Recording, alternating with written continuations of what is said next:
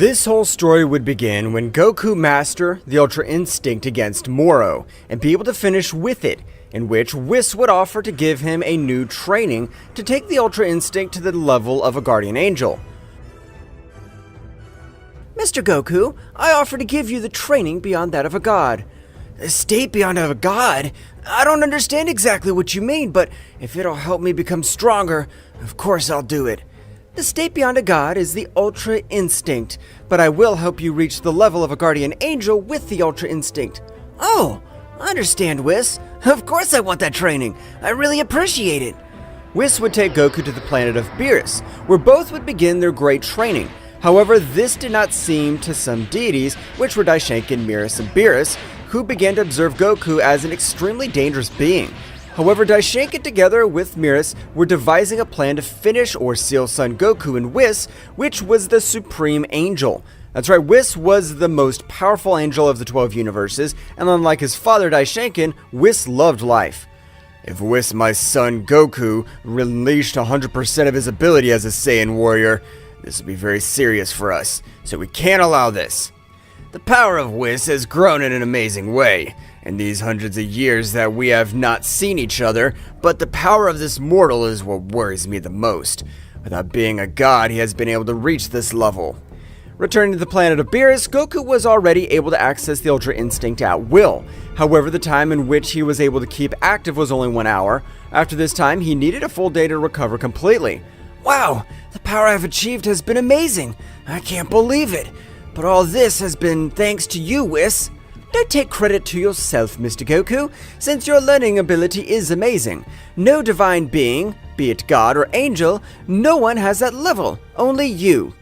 Goku at that moment would give a big smile. That's right, however at that instant, Beerus would approach both of them a little bit seriously. Hey Goku, why do you want to become more powerful? Do you want my position as the god of destruction? No, of course not, Mr. Beerus. The only thing I want is to surpass my power as a Saiyan and be able to protect the entire Universe 7. Beerus at that moment would change his mind, realizing Goku would never do anything against him. However, at that moment, a portal would be created in the entire planet of Beerus, from which would come out Miris and Daishenkin-sama. But if it's Daishenkin-sama, has the king of everything Zeno-sama organized another tournament? However, at that moment, Whis, with a great speed, would send Goku to fly with a strong blow. At that moment, a great explosion would be created where Goku was. Whis, at that moment, with a great speed of reaction, Goku, his Bakulo, would make Goku recover all his power. At that moment, even Beerus would be Pondra in front of Daishenkin and Miris, releasing great part of his destructive power. Father, what has happened? Has Lord Goku committed a fault against you? Of course not, but the power of that simple mortal is capable of being compared to the deities like us. We can't allow his power to continue to grow. Goku at that instant would access the Ultra Instinct, and in the same way he would stand next to Whis and Beerus.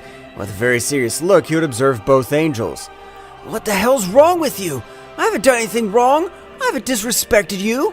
Of course you have disrespected the gods, since a simple mortal like you is capable of using a technique that not even the gods are capable of activating. Or am I wrong, Beerus gods? Beerus at that moment would say absolutely nothing. But father, Lord Goku is the purest being with the purest heart I've ever known. He would never be able to do anything against the gods. That is your mistake, Whis. You always trust others quickly. But we'll seal this Saiyan so that he'll reflect that he should not have overcome the power of a god. That will not only happen if you defeat me. I know you're more powerful than me, but you will not defeat me without a fight. If they want to take Goku, they'll have to finish me too. Beerus at a great speed would throw himself against Miris. Goku, without wasting time, would support Beerus, while Whis and Daishenkin would stare at each other. Father, I know that in his heart there was a little bit of evil, but I never thought that his selfishness would be so much that he would want to seal or end the life of Lord Goku. Whis, you are the right one to be the High Priest, but that pathetic heart makes you a weak being. In this world, the only one who survives is a strong one, since the weak one will always die. You're wrong, Father. Since the strong are also there to protect the weak, just because you have the power doesn't mean you can crush the rest. At that moment, both angels in the same way had launched one against the other, starting a great battle. However, the difference was abysmal since Daishinkan was only playing with Whis. However, in that moment of battle, Whis would increase his power to the maximum, which he had also obtained in his training with Goku, managing to hit him with a strong blow which would send him flying all over the universe. While Goku and Beerus were a little even with Mirrors, but this time, the more worrying thing was Goku's power. Since the more battle went on, his time was getting shorter and shorter. Beerus, we can't waste time. We must even help Whis. I agree with you, Goku, but he's an angel. We don't have enough power to do anything about it. Beerus, please stall him for 20 seconds so I can concentrate a lot of my energy with this hit. I should be able to knock him out. Okay, Goku, but don't let it be more than 30 seconds, because if it's much more, Mirrors will pulverize me. Beerus, with his maximum power, would throw himself against Mirrors with the intention of entertaining him. But in those 23 seconds that Goku gathered all his power, Beerus had received the beating of his life. That's right, Mirrors had used Beerus as a punching bag, which even almost left him unconscious. But his spirit as a warrior was much more powerful than that. You pathetic angel. I realize that your power is amazing, but it doesn't compare to mine. You've been a good punching bag. However, at that moment, all over Universe 7, the silhouette of an Ultra Instinct Goku maximum power would be observed, which would say to Mirrors, "Receive this! Dragon Punch!" At that moment, a gigantic dragon had emerged from the fist of Goku, which gave off an amazing power. Mirrors, observing this, would try to dodge it, but the pressure of Goku's blow had grown hundreds of times, which would make Mirrors look slow against it, being impossible to dodge his blow. It hurts. It hurts a lot. Miserable mortal. I'll end your pathetic life. At that moment, the dragon would go around the entire Universe 7, and due to the resistance of the angel Mirrors, he would not lose his life, but he had been left out of combat. Goku and Beerus at that moment observed the battle of Whis against Daishinkan, which was losing completely. Mr. Beerus, I have an idea. I'll buy you some time and Mr. Whis to merge, and it's the only way to do it. Goku, Daishinkan will pulverize you. I know I can handle it. Do it, Mr. Beerus. Goku at that moment would get to the middle of the battle, which Beerus had already communicated his plan to Whis telepathically. At that moment, Goku would start attacking Daishinkan, who without any difficulty dodged and blocked each one of his hits. I find it incredible to know that Mirrors lost against you two. That clears my doubts. You are Goku. You are dangerous. Whis and Beerus would quickly make the fusion, having a complete success. At that moment, a giant power would be felt all by the universes that had been caught Daishinkan's attention.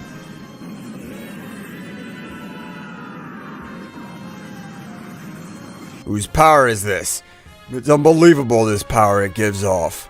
At that moment, I would observe how in front of them, a new subject had appeared. That's right, it was the fusion of Beerus and Whis. I'm the angel born in the underworld. Since I possess destructive energy, in the same way I'm known as Whis, the dominator of beasts. Ha ha ha! Don't say stupid things. Don't think that just by merging you'll have the necessary power to face me. However, at that precise moment, Daishinkan would be sent flying with a great blow. Whis, with his great power, would make Goku recover quickly. At that moment, both began to fight against Daishinkan, which this time, if he had some problems to face both, since Goku recovered, he had a great Zenkai. I'm tired of your stupidities. You have an incredible power, but I'm the great priest. You're not able to do anything against me. Daishinkan at that moment would increase a great part of his power,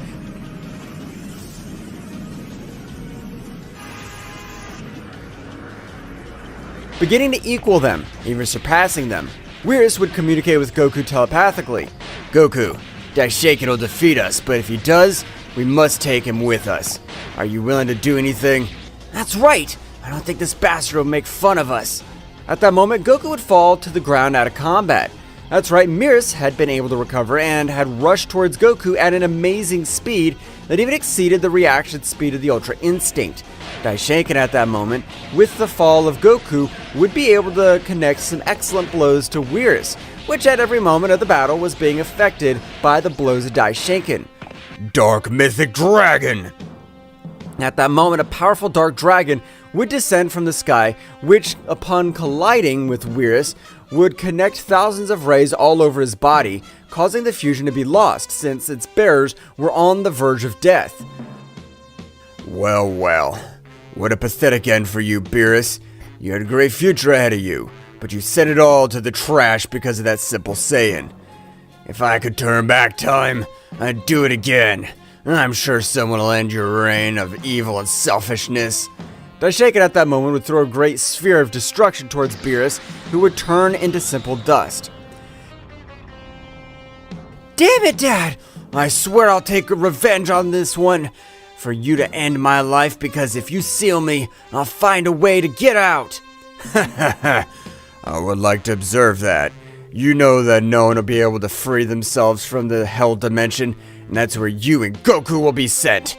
Daishaken at that moment would create a portal through which, with a great attack, he would send Goku and Whis, who no longer had any power to resist.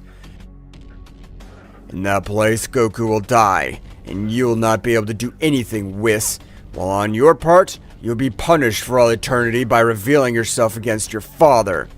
At that moment, the portal would close and Daishaken would help to remove the wounds of Beerus. And at that moment, they would go in search of the Super Dragon Balls, invoking the great god Zama. Tell me, what is your wish? I wish that the king of everything, Zeno-sama, forgets the existence of Son Goku of Universe 7. It's a little complicated to fulfill, but I can do it. After a few seconds, the eyes of the dragon god Zama would shine, affirming that his wish was done. Meanwhile, in the dimension, Goku and Whis had already awakened, and Whis, with his Bakulo, would achieve that Goku recovered all his energies, and both would devise a plan to take revenge against Daishaken-sama.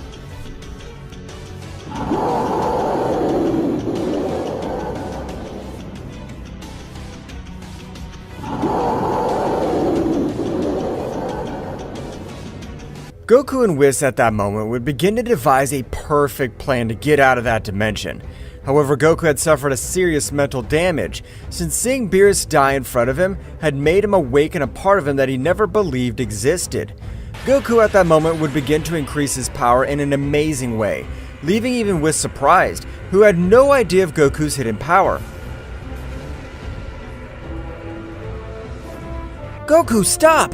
The power you're releasing is too much even for you. If you continue like this, you'll die. Goku, without listening to anything, he looked like a beast releasing such power. After a big explosion which shook everything around him, we could see a Goku with hair as red as blood and with a malevolent look. I want to finish with each one of those damned ones. I'll not leave any worm alive. They'll beg for their miserable life and I'll enjoy their suffering. At that moment, Goku would fall to the ground out of combat. That's right, the power that Goku had given off, his body could not support it. So Goku was very badly hurt. Whis at that time and moment would help him and let him lie down in a place so that nothing happened to him, while he said to himself, Lord Goku's power is incredible. I can't believe it. I'm sure thought he would have had so much power. His power is he trains properly. If I'm sure he'll surpass Daishaken-sama. Meanwhile, outside the dimension, Daishaken and Beerus had returned to the realm of everything, and Zeno-sama had completely forgotten his best friend Goku. Meanwhile, on planet Earth, Vegeta was training in the gravity machine, as he felt that something very bad was about to happen to the entire planet Earth, and rather in the entire universe. Damn, what the hell is happening? I feel that we're in the spotlight as if we're in the center of a hurricane. Vegeta would continue with his great training. However, after a few days in which Vegeta did not have such a feeling, at that moment, Beerus would appear on the planet Earth by ordering of Daishaken. Beerus, I want you to go to planet Earth and finish with all the warriors, including the planet. Nobody can know what you have done with Whis and Goku. Understood, Father. Leave it in my hands. No one will know about what happened. Beerus was at the top of the planet. At the moment, Vegeta would observe a great pressure in the atmosphere of the planet, which would be detected quickly, observing a being very similar to Whis. But you're Beerus. You helped us in the battle against Mor, the Devourer of Words. Well, apparently you know who I am. Well, it doesn't matter. I just have to finish with all of you quickly. Vegeta, in that moment, would be very surprised by what Beerus said. Meares at that moment would throw himself against Vegeta, who was not able to dodge his blows because he was not with his guard up. However, even Gohan had felt the power of Vegeta, so he had quickly turned to Piccolo, observing how Vegeta was receiving a brutal beating. Gohan at that moment would transform into his beast mode, achieving a great power, while Piccolo would agree to his transformation Orange Piccolo. At that moment, both would help them start with Vegeta, who at that moment of having some freedom would begin to expel a great power. That's right, and all this time, Vegeta had achieved a new transformation. At that same instant, a purple aura would be observed all over the place, leaving surprised all the others when feeling Vegeta's power. However, for Meares, it was not a relevant power. Meares at that moment would be able to give a few blows to Piccolo and Gohan, who had been a little injured. You won't be able to do anything against me. You're not like the Saiyans named Goku. He's been the only one that can make me feel pain. Do you know about Kakarot's whereabouts? Of course I do. Where Goku and Whis have been locked up in the Forbidden Dimension. Damn, that's why Whis didn't respond to my calls. This is a bad feeling I had, but I'm not going to die without a fight. Vegeta at that moment, together with Gohan and Piccolo, in the same way had launched themselves against Meares. However, their power was insufficient. Gohan at that moment would take a little space, starting to charge a great attack on the tips of his fingers. The energy he gathered was amazing.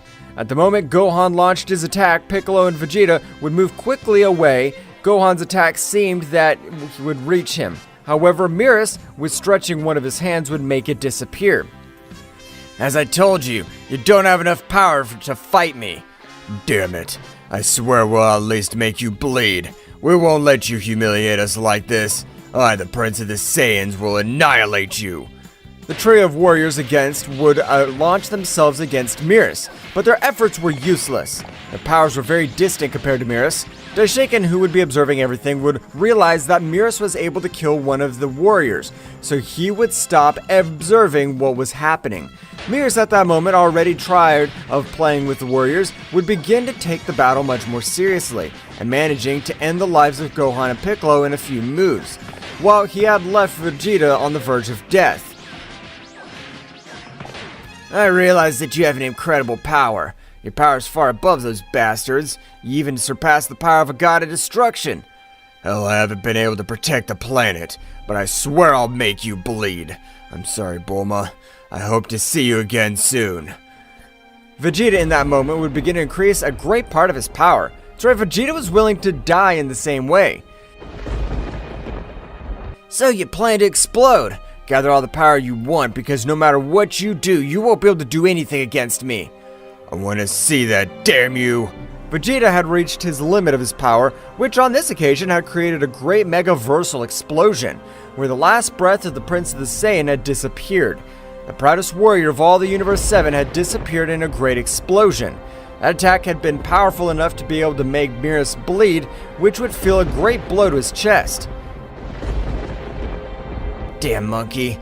Although you died, you've done it with the satisfaction of hurting me. Meanwhile, in the dimension where Goku and Whis were, both were training very hard. So hard that even Goku was able to maximize his Ultra Instinct at his base state. That is, he was no longer worn out as he was before. Goku at that moment would begin to exchange blows with Whis, who on this occasion was having a hard time dodging each of Goku's blows. That's enough for today. I know you want to become more powerful in this short time, but rest is important anyway.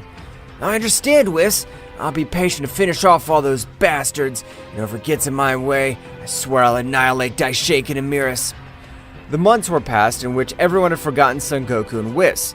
Nevertheless, both were having an amazing power. Even Goku had been able to access the divine variants, combining them with the Ultra Instinct. However, when using them, he had lost a little speed. My enemy is much faster than me. I'll have to use my perfect Ultra Instinct. But if he is only more powerful than me, I can use the Ultra Instinct Phase 3. I think you have a way of being more reasoning. It's excellent, Mr. Goku. After everything that happened, you have become even more serious. Of course I am, Whis. I'm focused on what I really want to do, since I'm sure that damn Daishinkan destroyed my planet. I don't know what happened to my father, but I'm sure he did. Meanwhile, outside the dimension, Meares was traveling around the universe. However, at that moment, he was able to have a vision, in which he observed a gigantic Ozaru destroying everything around him, even crushing him. What the hell was that? Is that Saiyan still alive? I doubt it. It's just my imagination. It's been months, and in that place, that time passes in a different way. That simple monkey must have died already. Returning to the dimension, Goku and Whis would continue with their brutal training. Whis, not having any power transformations, had increased his base power. Even this time, he was able to beat all the angels together using only 34% of all his power, which was crazy because the angels were the most powerful in existence, followed below Daishinkan-sama and Zeno-sama. Sir Goku, very soon we'll leave this miserable place and get our revenge. Of course we will, Whis. We just need the power to break the seal of the dimension. Of course, Mr. Goku. It seems simple, but it'll be the most complicated thing, because this dimension is made with the same power of Daishinkan-sama. I don't care who the hell made it. I'll destroy it to 1,000 pieces, and then the same thing will happen to him. Goku and Whis at that moment, without any words, had started again with their great training, which was based on having their senses at 100%, and that Goku was able to achieve a new transformation. However, on this occasion, it seemed to be somewhat complicated because a part of Goku's body seemed to be sealed. What the hell's wrong with my power? It's not increasing as it did at the beginning. Goku at that moment would go deep into his mind, observing how Daishinkan had been able to place an energy seal on his energy veins, being impossible for him to increase his power. At the moment that Goku observed that seal, he was about to destroy it, but a being would appear in front of him. I will not let you destroy the seal. I am the materialization of the divine seal. If you destroy me, it will finish me. So I better finish you and control your body. You'll only do that if you turn out to be more powerful than me, although I doubt it. Ha ha ha ha! Simple mortal, always thinking he's better than the gods. You mortals don't have the necessary power to face us.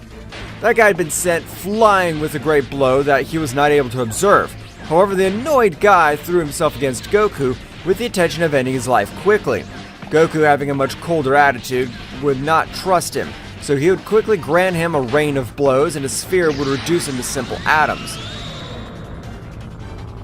At that time, all the energy began to flow through all his veins of energy, and at that moment, an incredible power began to run through the whole body of Goku, which felt like it was filling with energy. So Daishinkan's seal was sealing all this power to me. How interesting. Every day that goes by, your miserable death is getting closer. Mr. Goku, are you alright? I feel a great power coming from you. That's right, don't worry, Whis. I'm just recovering all my lost power. Better said, the power that bastard Daishinkan tried to seal to me. I understand, Mr. Goku. Very soon we will have our revenge against my father. I never thought I would say this, but I want to end his life with my own hands. At that very moment, an incredible power had come out of Goku's body. That's right, the power he had accumulated had been so much that his body needed a power transformation to be able to dominate it completely, because if not, Goku's whole body would explode. At that moment, the silhouette of an Ozaru could be seen, while his power continued to increase, which would leave Whis very surprised he didn't understand everything that had happened.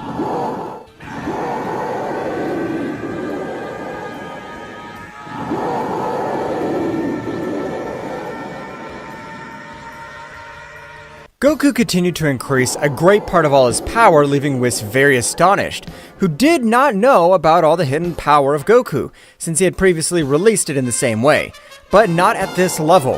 After a few minutes and a big explosion, you could see a Goku with a somewhat primitive appearance, since he had fur all over his body symbolizing the form of the Ozaru. However, he was still conscious and had characteristic features of the human. Mr. Goku, are you alright? How were you able to unleash all that power? Of course I'm fine, Whis. You don't have to worry. This is the power beyond the Ultra Instinct, the mighty Super Saiyan 4. I just lost my divinity. You're right, Mr. Goku. In that form, your power is that of a mortal, but the power you give off is incredible, even surpassing that of a guardian angel. What do you say we try my new power, Whis? Goku at that moment, without waiting for Whis' answer, had launched himself to the attack, not letting Whis be prepared. Whis, in spite of dominating the Ultra Instinct to its maximum splendor, was not able to dodge such a deadly blow, which would make him spit large amounts of blood. Oh my, it seems I've exceeded my power. I regret it. Whis at that moment would put a much more serious look and, in the same way, would rush against Goku, which began to exchange blows at high speeds. However, this was amazing. So it is, Goku was on par with the most powerful angel among the 12 universes. Mr. Goku, the power you have achieved is incredible, but you're still not on par with a supreme angel like me. Divine punishment! At that moment, thousands of energy spheres began to head towards Goku, which, despite not possessing the Ultra Instinct, was able to dodge each of the energy arrows. That's right, the reaction speed of Goku had increased too much, being so much that even the attacks of Whis seemed slow. Whis, if that's your most powerful technique, I'm sorry to tell you that you won't be able to give me a scratch. Goku at that moment would create an incredible attack in the form of a fire dragon, which was heading towards Whis. At that moment, Whis, without wasting time, would likewise create a great attack, with which he would start an amazing clash. Meanwhile, outside the dimension, everything would go on as normal. Or this is what everyone believed, because this time a few hundred years had already passed, in which the Emperor of Evil, Frieza, had increased his power in an amazing way, even getting a new transformation with which it was easy for him to overcome the power of gods and angels. Just as I have said in the Tournament of Power, one day I will be able to end the life of that damned dwarf who calls himself king of everything. The only ruler of all the universes must be me. Frieza had trained for approximately 125 years already, and being a prodigy, his power had exploded in an astonishing way. With this power I possess, now I must find a good opponent, since I need real battles and not simple trainings. At that moment, Frieza would access to his gold transformation, with which he would begin to fly towards the planet of Beerus at an amazing speed. But great was his surprise when he found nobody. This is really strange, but I could go to other universes. I want to test my powers. Frieza would begin to move through space, and by surpassing the power of a common warrior, he'd be able to travel through the universe barriers. At that moment, Frieza would arrive to Universe 6, feeling the power of the legendary assassin Hit. Haha, this is excellent. You'll be an excellent warm-up for my power. Frieza, at an astonishing speed, began to head towards Hit, arriving in a matter of seconds. At the moment, Hit would recognize him quickly, but he would be surprised by the pressure that Frieza's body was releasing. But if you're the demon of the cold of Universe 7, tell me, what the hell are you doing here in Universe 6? What, do you want to end my life? That's precisely why I came here. I want to check if you really are a legendary assassin. Hit, before he could answer or even react, he'd be sent flying to a planet, falling so hard that he would not even be dragged due to the power of the Hit. My, did you fall asleep? I thought you would stop time and dodge my attack. By finishing you off, I will humiliate the wretched Topo who humiliated me in the tournament. What the hell? Your powers have increased in an amazing way, but don't think you're the only one who is trained. Hit at that moment would get into battle pose, and in less than 2 seconds, both began to exchange blows throughout Universe 6, destroying planets, galaxies, solar systems with the simple clash of their fists. At the time, Forwards and Champa had felt the bestial battle.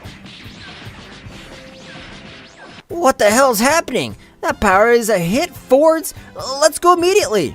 As you order, Champa-sama. Vados and Champa began heading towards the battlefield at a great speed. Meanwhile, the power of both of them was spreading all over the 12 universes, attracting the attention of Jiren and Toppo.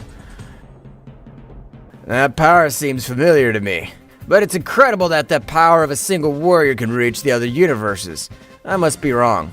No, Jiren, you're not wrong. That is the power of the Cold Demon, which I humiliated in the Tournament of Power, but his power has grown in an amazing way, and it gives off pure evil. Returning to the dimension, Goku and Whis had finished their training, feeling totally prepared to finish with any being that put in front of them. However, in that moment, a new power had awakened inside Goku. That's right, Goku in this time had tried to unite his transformation phase 4 with Divine Ki. However, in that precise moment, a latent power began to increase inside him. What's happening to my body? I feel that everything's flowing stronger. It even hurts. At that moment, Goku, in spite of being transformed into Super Saiyan 4, felt a great pressure in all his body. That's right, Goku, in spite of all the resistance of his body, was not able to withstand that bestial power. So a strong explosion was about to be created from Goku's body, which had even become much more muscular by energy exchange. This is all the power of the Ozaru. I'll not explode. I'll be able to control it. Goku in that moment had a great roar, had been able to release the excess of energy, but in the same way he had agreed to a new transformation because his power had increased so much that he needed an empowering transformation. After a great disaster all over the place and big explosions, we could observe a Goku with his fur, but something to differentiate was the bright white color, which made him look like an angelic and divine being of high rank.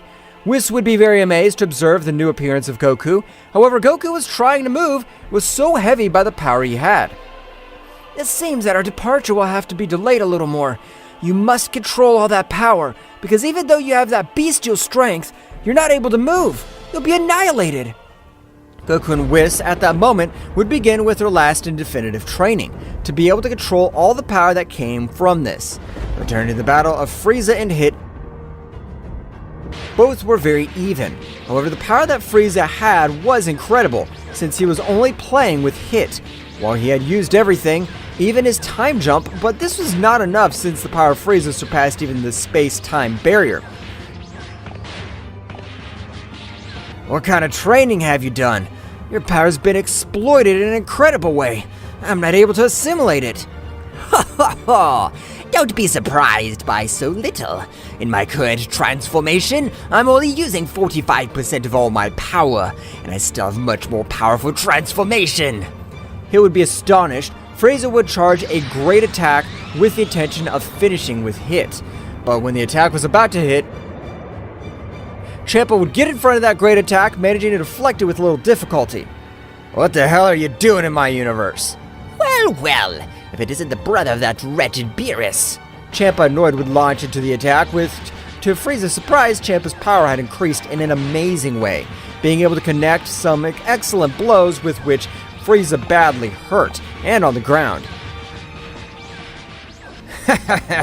After all, you're still a mere mortal. You're nothing compared to a god of destruction. Frieza in that moment would give a big smile, with which he would begin to increase all his power. That's right, Frieza had accessed his new transformation, with which the whole Universe 6 was trembling. The power that Frieza was releasing was amazing, so much that even Vados would be very surprised, who was not able to understand the power that Frieza had achieved in these years. After a big explosion that would be seen by all the planets of the Universe 6, Frieza could be observed in his transformation of Black Frieza.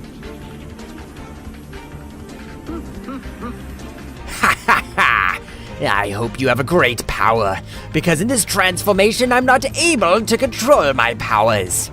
Frieza at that moment would launch himself against Champa at an amazing speed, which even for Vados was difficult to observe, starting to massacre Champa in a way never seen before. He would be very astonished to know that Frieza's words were real. Damn, if with his previous transformation I wasn't able to do anything with that transformation, he's a real monster. Hit didn't care about everything. He would rush against Frieza, again using his best killing techniques, but these had no effect on Frieza, who had a body as resistant as the hardest steel in the universe. Champa was receiving a beating from Frieza in a matter of seconds. However, before Champa became unconscious, he would telecommunicate with the god Vermouth, who was one of the most powerful gods and extremely powerful warriors. Meanwhile, in Universe 11, Vermouth, upon receiving an alert from the god Champa, would set off to Universe 6 with Jiren and Toppo. In a matter of 28 minutes, they would arrive at Universe 6, finding a chilling scene. That's right, Frieza had left Hit and Champa on the verge of death, while he was having a brutal battle with Vados. At that moment, Jiren and Toppo would increase their power to the maximum, leaving all those present surprised. Frieza, upon observing Toppo, was filled with an uncontrollable rage, giving a great blow to Vados and leaving her badly wounded. At that moment, she launched herself against Toppo, but to her surprise, Toppo had been able to stop her blow, but it had cost him a lot since the power of Frieza was incredible.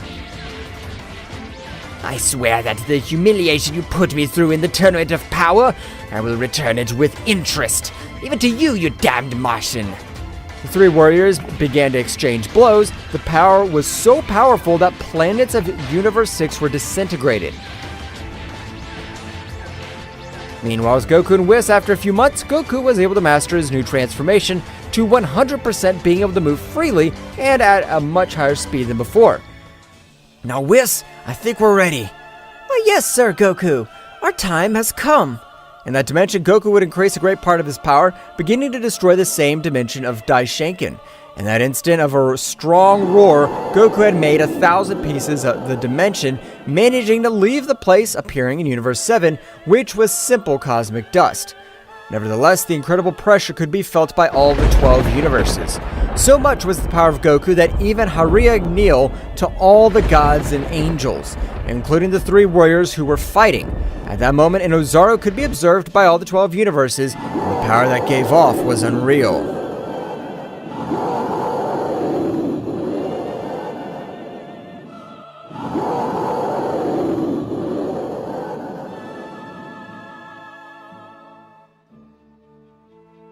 The powerful Goku had been able to destroy all the dimension of Daishenkin-sama, and in the same way, when realizing that all the Universe 7 had been destroyed, he would become enraged, releasing much more power, being able to even destroy planets of different universes. All the divine beings had fallen on their knees due to the pressure.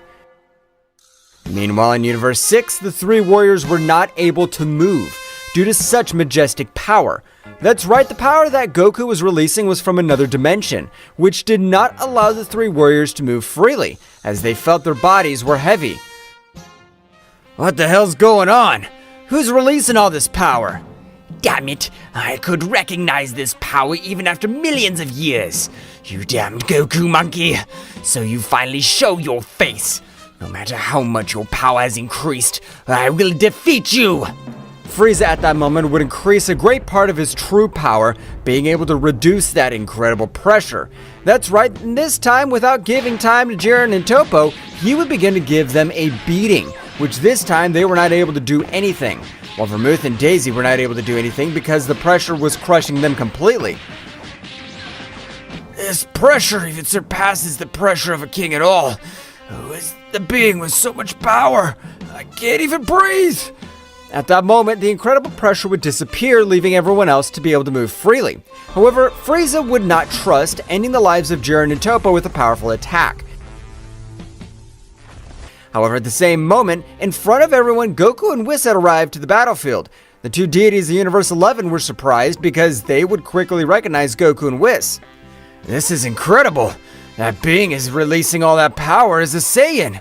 Well, Vegeta. After all these years, you still call yourself the Emperor of Evil. The day of your death has arrived, since I plan to finish with all beings full of evil. I want you to try. You will not be Frieza was not able to finish his sentence because at that moment, Goku was beating him to death while Frieza wasn't able to do anything against him. Mr. Goku has managed to overcome the power of a god, an angel, and I'm even sure he's able to overcome the power of a king altogether. Goku with a strong blow would send him to a planet to crash. However, Frieza would recover quickly, returning to the battlefield. Damn monkey, you have amazing power.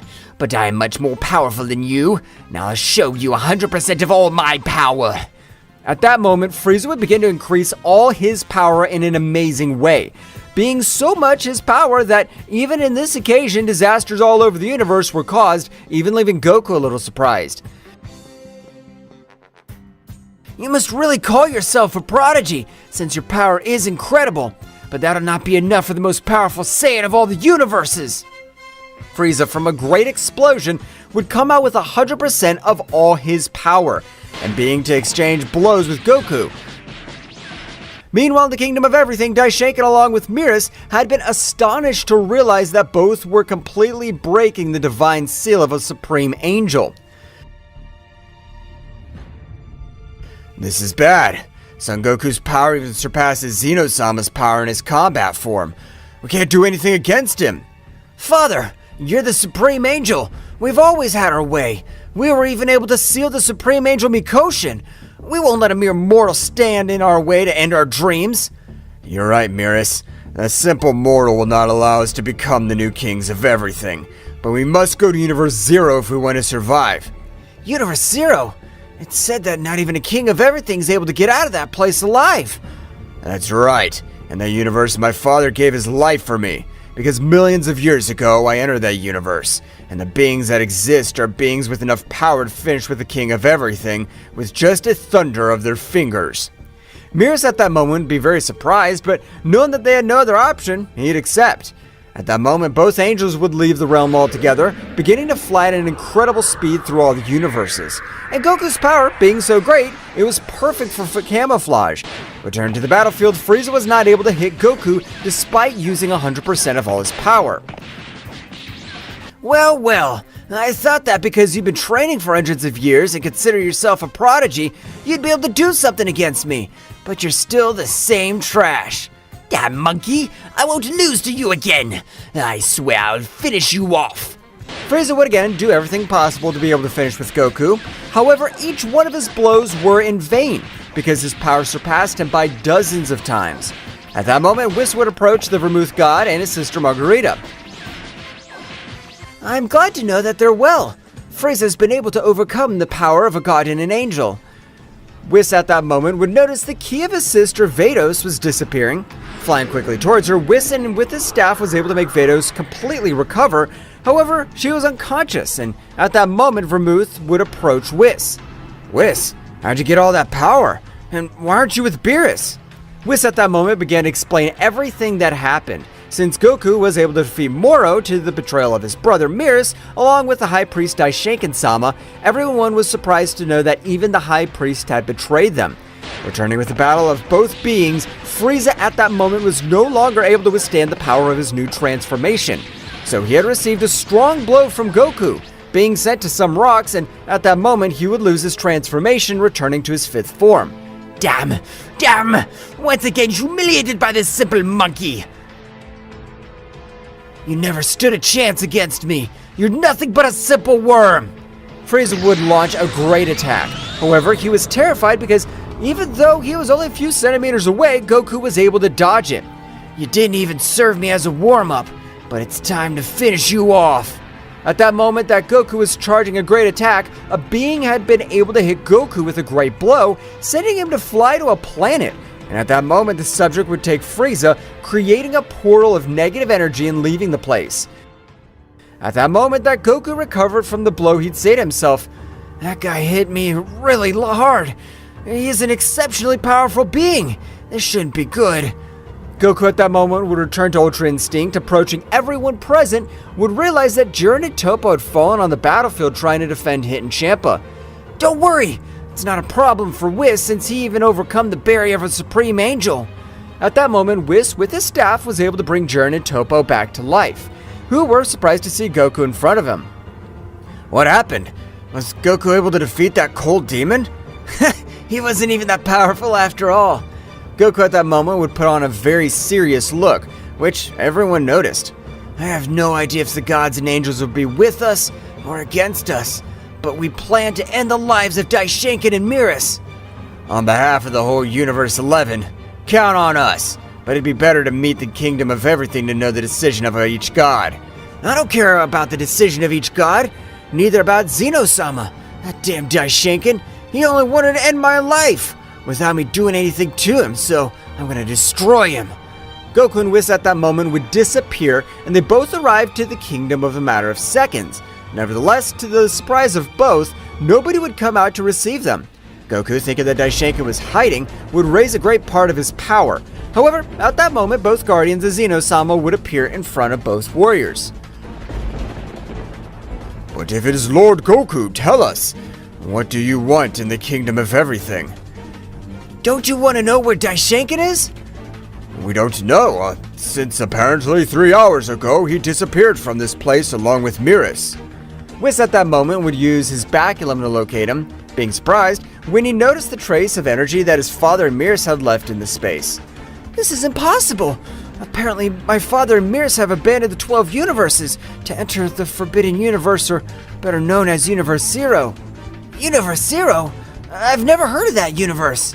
Universe Zero is the place where the most powerful beings exist. In that place, even a king of everything would be easily crushed. That place sounds great to increase our power levels. Mr. Goku, don't you understand? No matter how powerful we are, getting out of that universe alive is practically impossible. My father and Mirrors have gone to die on that planet. That's right, Goku. Even I would have dared to enter that place, even if I'm in my fighting form, because I could be eliminated with a single blow. Even you, great Zeno-sama. I can't believe this. That means that both of you will die in that place. Hell, I want to humiliate you. Meanwhile, somewhere far away from all that space, Daishinkan and Mirrors were reaching the border of Universe Zero.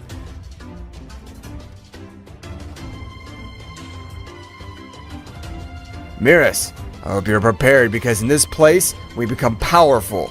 Otherwise, we'll die in this place. Understood, Father. I'll do my best, since I want to finish that damn Saiyan with my own hands. However, in that moment, an extremely powerful being had detected them.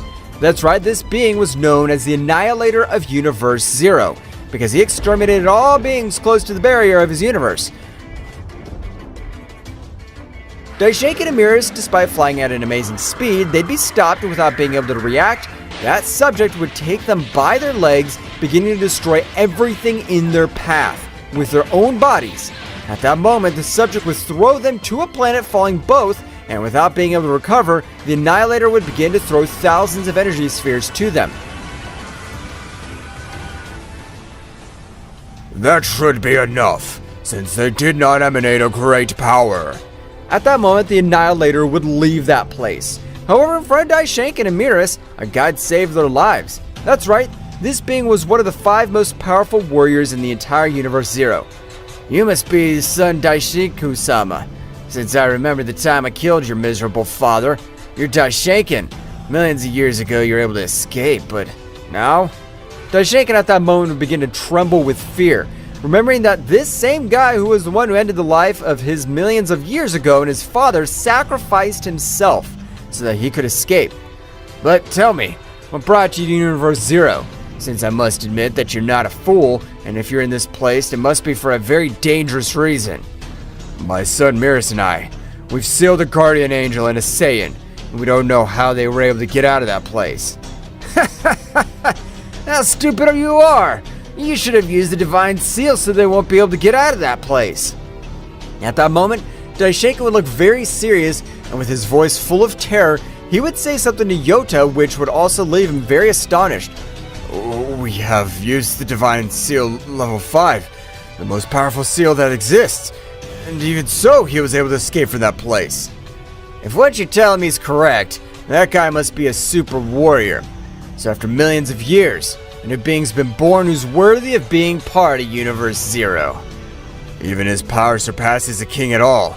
We want to end his life once and for all. On second thought, if you tell me that he has increased his power in this short period of time, you're right. It'd be better to end his life. I hope you're ready. I, the mighty Yota, exterminator of kings, will train you. At that moment, Yota would take Daishinkan and Mirrors and would begin to fly at a great speed through all the Universe Zero until arriving to his territory. Meanwhile, with Goku and Whis, these would continue very thoughtful because Daishinkan had left the Universe Zero, and in the same way, the key of Frieza had disappeared completely. I don't like this at all. In spite of having this great power, I feel that incredibly powerful being will crush us. If you wish, my friend, I'll train you as well. Of course, Zeno-sama. That'd help me a lot to increase my level of power even more. At that moment, the great Zeno-sama would begin to access his combat form, making each one in the 12 universes tremble.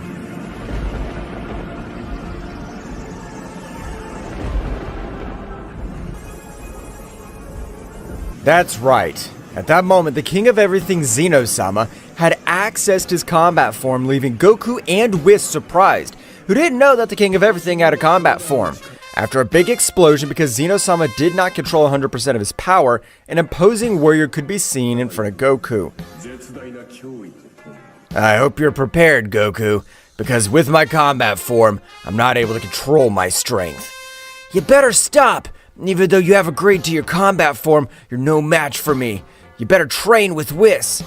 You're my best friend, but not for that reason I'll not let you talk to me this way.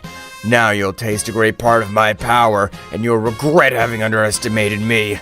At that moment, Zeno-sama, in spite of the warnings of Goku, had launched himself against him, being useless. That's right, Goku dodged and blocked each of his blows with only one of his arms, which left Zeno-sama astonished. While Zeno-sama attacked with all his power, he'd tell Goku to attack him. That would be an even battle. At that moment, Goku paid attention to his friend Zeno-sama. He connected only 4 simple blows, which had been able to alter all his internal energy seed. That's right, Goku's blows possess divine energy of a level beyond a king of everything, so that the body of Zeno-sama would not withstand it. At that moment, he'd fall to the ground very badly injured. Goku would approach the king of everything and would stretch only one of his hands. You better train with Whis. I plan to meditate to control 100% of my power. Meanwhile, in Universe Zero, Daishinkan and Beerus were suffering in the cruelest way possible. That's right, every day their trainings were of a brutal level, and they ended up vomiting large amounts of blood because they couldn't resist Yota's blows. This hurts a lot. I don't want to train anymore. Beerus, we must be able to endure all this, because if we leave this place, that damn monkey will be able to torture us in a much worse way. I trust you. You must be called the Supreme Angels for a reason. I hope you can resist much longer. At that moment again, Daishinkan and Beerus had thrown themselves against Yota with the intention of hitting him. But it was impossible, since the difference of powers was overwhelming. Meanwhile, in another territory of Universe Zero, Frieza, in the same way, was very badly wounded and on the verge of death, being training with the third most powerful god of Universe Zero. Flashback. The third god of Universe Zero, named Reich, was observing the battle of Frieza against Hit until the moment that even Goku arrived. That's right, and Reich was interested in Frieza, so he would recruit him for his army. And at that moment that Goku was about to end the life of Frieza, Reich with a divine technique would send him to fly and teleport Frieza to where he was. And flashback. This hurts. It hurts a lot. But I'm able to endure it to the end of that damned monkey. I think that's an excellent idea, Frieza. After all, you're a true prodigy, since an ordinary being would have already died on the first day of training. I only have been using my golden Frieza state. Now it's time to show you my true power, since I haven't shown you my maximum power. What do you mean? Do you have much more hidden power? I am the Emperor of Evil, and I will not be humiliated in this way. Behold, the power of the Black Frieza! Frieza at that moment would increase his power to the max. That's right, this time Frieza's power would push back Reich, who couldn't believe all the power that Frieza was unleashing. This is amazing. How could a being with this potential not be recruited to be part of Universe Zero? After a gigantic explosion, we would observe Frieza in his new transformation. However, without Reich being able to react, we could observe blood falling from the sky. That's right, at that moment, Frieza had connected a strong blow in Reich's abdomen, which would make him spit some blood. When Frieza was about to give him another blow, Reich would hold his fist with a strong blow. Don't be smart, you damn demon. I'm a Super Saiyan of Universe Zero. Even in this universe, my name's feared. I'll not be defeated by a simple being of the external universes. At that moment, Reich would hit him with a very strong blow, but to his surprise, Frieza would still be able to hold him, but it was still very difficult for him. You're not dealing with just any being of the universe. Since my birth, I've always been considered a prodigy, and now I will prove it to you! At that moment, Frieza and Reich began to exchange blows at great speeds, which were incredible. However, Frieza was having a hard time keeping up with Reich, who this time was using 45% of all his power. This was too much, taking into account the beings of Universe Zero were beings of a power that even surpassed a king at all. Frieza had made him use almost half of all his power. However, at that moment, Reich would give a strong blow to Frieza, which would make him fall to the floor. You must really call yourself a prodigy. I don't think that anyone from the outer multiverses would be able to face you. Only on that occasion, you were attacked by several beings. Frieza at that moment would stand up again. You are completely wrong. That miserable monkey defeated me without even making an effort. Reich at that moment would put on a very serious look, and in the same way would diminish his power. Training's over today. I want to tell you exactly who defeated you. I believe you were defeated by just one guy. You have an amazing power, but I'm sure that even you would not have the power to defeat him. He's a monster, but I'm going to train until I defeat him. At that moment, a great roar would be felt in the whole place. That's right, at that moment, Reich had increased a great part of his power, which made Frieza fall to his knees. That's right, Reich had become enraged and compared to a being from the external energies. This is 65% of all my power, and you claim to be a prodigy have fallen to the ground with nothing to do. Really, you're nothing compared to me, but I'll train you to become more powerful. In front of you, I plan to end the life of this guy. Meanwhile, returning to the Kingdom of Everything, Whis was training together with the King of Everything, while Goku was continuing his meditation. That's right, Goku's power was at rest. However, a much greater power was going through his inner self. Goku was looking in a way to surpass his current power. At that moment, Goku would open his eyes, being in the Ultra Instinct.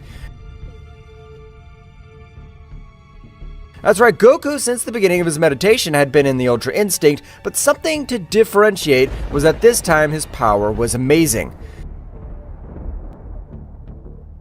If I want to increase my power level even more, I have to increase my base level, since it's one of the boosted ones of my transformation. Goku at that moment would try to return to his base state, being impossible. At that moment, Whis and Zeno-sama had finished their training. Mr. Goku, you're no longer able to return to your base state, because the power you possess has transcended beyond a king at all. So, now your base state is the Ultra Instinct. That means that if I want to power up my other transformations, like the Angelic Super Saiyan 4, I must do it in the Ultra Instinct, or am I wrong? You are not wrong, Mr. Goku. Your base state, as I have told you, is Ultra Instinct, so that in that state you will have to increase your power. Do you think we should train Whis? I don't plan to use any other transformation than the Ultra Instinct. Mr. Goku, don't be confident. I trained in the time room with you, so our powers are not that far apart. What do you say we check it out? However, Goku was not able to observe anything since at that moment, Whis, with the help of his staff, had sent him to fly hundreds of meters. Without waiting for him to recover, he began to give him a beating, which, despite having the Ultra Instinct, was not able to react to the incredible speed that Whis possessed. At that moment, Goku would fall to the ground very badly injured. For a simple training, you've taken it seriously. I'll make sure you use all your power with my Ultra Instinct. At that moment, both began to exchange blows at impressive speeds, which destroyed everything around them, but all the affected plants and the deserted plants for the use of training. However, it was amazing as a clash of fists of two beings who didn't have the title of king at all were able to destroy these planets, which were designed for training gifts of all kings. This is incredible. I'm not able to see anything. Only how thousands of planets are destroyed by the clash of their fists. At that moment, all the vital network of Goku's body was expanding. That's right, his body, while the battle was advancing, was able to adapt to the blows of Whis, being able to keep up. However, Whis, realizing this, would increase his power a little more, being able to give him a great blow which made him vomit large amounts of blood. That hurt me too much! Mr. Goku, your power is increasing in an amazing way, but remember, rest is still important to increasing your power quickly. You're right, Whis. Even though I'm more powerful than you, you've always had more experience than me. Meanwhile, with Daishaken and Miras, both angels had achieved an incredible power. That's right, the power of both had increased in a surprising way, being able to give battle to Yota, who is using 56% of all his power this time. Their power has increased in an incredible way, but they're still not powerful enough to kill a king completely in their combat form. Combat form? That must be only possessed from the most powerful kings of all, since Zeno-sama has never accessed this combat form. Hahaha, you guys are really stupid. Zeno-sama, or better known as Zen the Destroyer, is the most powerful king of everything in his combat form. But how can this be possible? I've never seen or heard him speak of his fighting form. I've only been in his service for millions of years. Billions of years ago, Deku-sama, your father, was able to observe how the king of everything Zeno-sama ended the lives of 10 super demons of Universe Zero, leaving no trace, only their shattered bodies. But why doesn't he use it if he has so much power? Why is that? The king of everything Zeno-sama knows perfectly well that in his combat form, he's not able to control his thirst for blood, so he's always had to repress it. And even now, even though he has access to his combat form, 90% of all his power is sealed in the divine ballistica of the kings of everything. So that damn dwarf has always fooled me. He has the power to be able to wipe us all out, you wretch! Returning to the kingdom of everything, Zeno-sama was also in deep thought. Face it, of the Universe Zero, I really feel that I need my forbidden power. I don't know if this time I'll be able to control it. However, at the moment, an incredible roar was present through the universe. Likewise, Goku was able to expel his hidden power, but he wasn't able to control it, so it was destroying everything around him. I'll kill them! I'll kill them! I'll kill them! Goku would continue to increase his power in a chilling way that even the disasters of his power reached up to Universe Zero.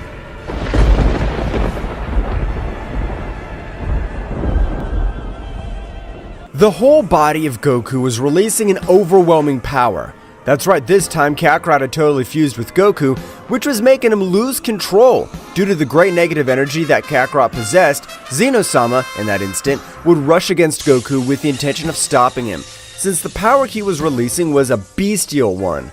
And it could explode, but the moment of approaching, hundreds of rays would go through his whole body, making him spit a great amount of blood. Whis in the same way had thrown himself against Goku, but in the same way it would be useless since a great barrier would repel him, and at the moment it would cause a great explosion, leaving Whis with a few wounds. I can't go on like this. I have to use it after millions of years. Instantly, Zeno-sama, at an astonishing speed, would stand in front of a great power which, being in front of it, even a surprising pressure would be felt. My authentic power. The power beyond the power of a king of everything. I, Zen the Annihilator, will recover the power that made the whole universe tremble zero.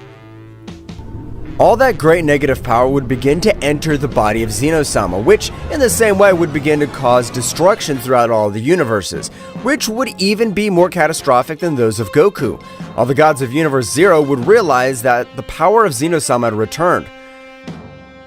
This power! After so many millions of years, you've decided to regain your power. Zen the Annihilator of 6 super gods. Meanwhile, Daishinkan and Miras at that moment would fall to their knees, not being able to move even a little bit. Yoto would instantly feel an incredible pressure in his whole body, but would release a great power, being able to free himself from the pressure. Damn, Zeno. You think you're going to go back to the war of millions of years, but a gigantic power's on your side. But in all that universe, in the same way of a great tremor would be felt, since the most powerful god of all the Universe Zero had released his incredible murderous aura, which was more of a neutralizing everything around him. But he would increase his power a little more, being able to make even his other colleagues feel such incredible pressure. So that useless one has accepted his murderous nature, but that warrior next to him also gives off a great power. This will be a lot of fun. The whole Universe Zero would be wrapped in a great red energy, just like the pressure that God gave off. Returning to the palace of Zeno-sama, the same with his true power, would pounce on Goku, which, to everyone's surprise, was able to stop the blow of Zeno-sama with only one of his hands. But the color of his hair was totally red. That's right, Kakarot had manifested completely. So this is the true power of the King of the Whole. It is incredible, but that power will not be enough to face me. The Saiyan God of Death. Zeno-sama would be sent to fly to a planet which would be destroyed due to the incredible power of Kakarot's blow. Whis would be surprised to see how even the king of everything with his hidden power was not able to do anything against Goku. This is bad. The negative power that surrounds Lord Goku is overwhelming. If nothing is done, that power will not completely be controlled, and all 12 universes will be annihilated. Zeno-sama, knowing that in the past, he was even feared by the gods of Universe Zero, would use much more power, beginning to exchange blows with Kakarot at an incredible speed. But Zeno-sama, despite that great power, was not able to cope with Kakarot, which, in every moment of the battle, was dominating it completely. Kakarot was able to connect a powerful blow in the abdomen of Zeno-sama, which made him spit blood. In spite of being a king at all, you don't have the necessary power to compare with me. You're still a simple child. Zeno-sama, furious, would create a big explosion when Kakarot was a few centimeters away from him. However, the explosion, despite being catastrophic, at the time of dissipating, a large dome of dark energy could be observed, which was completely surrounding Kakarot. I don't think that you'd be able to explode. If I hadn't created my barrier, I'd end up lying on the ground. After all, you are somewhat talented. Kakarot would begin to massacre Zeno-sama, which with each great blow received, his power would begin to diminish considerably. This would surprise all the gods of the Universe Zero, which were watching everything that happened from a large sphere. At the time, Frieza would be able to recognize Goku. That damned monkey! I swear I'll be able to finish him off! Reich would instantly go back to staring at him. Is he the guy who defeated you? That's right! I told you he had great power, but who is he fighting with? With the pressure he was feeling a moment ago from that wretch? Damn it. Frieza didn't lose because he was weak. He wasn't wrong when he said that bastard would be able to defeat me.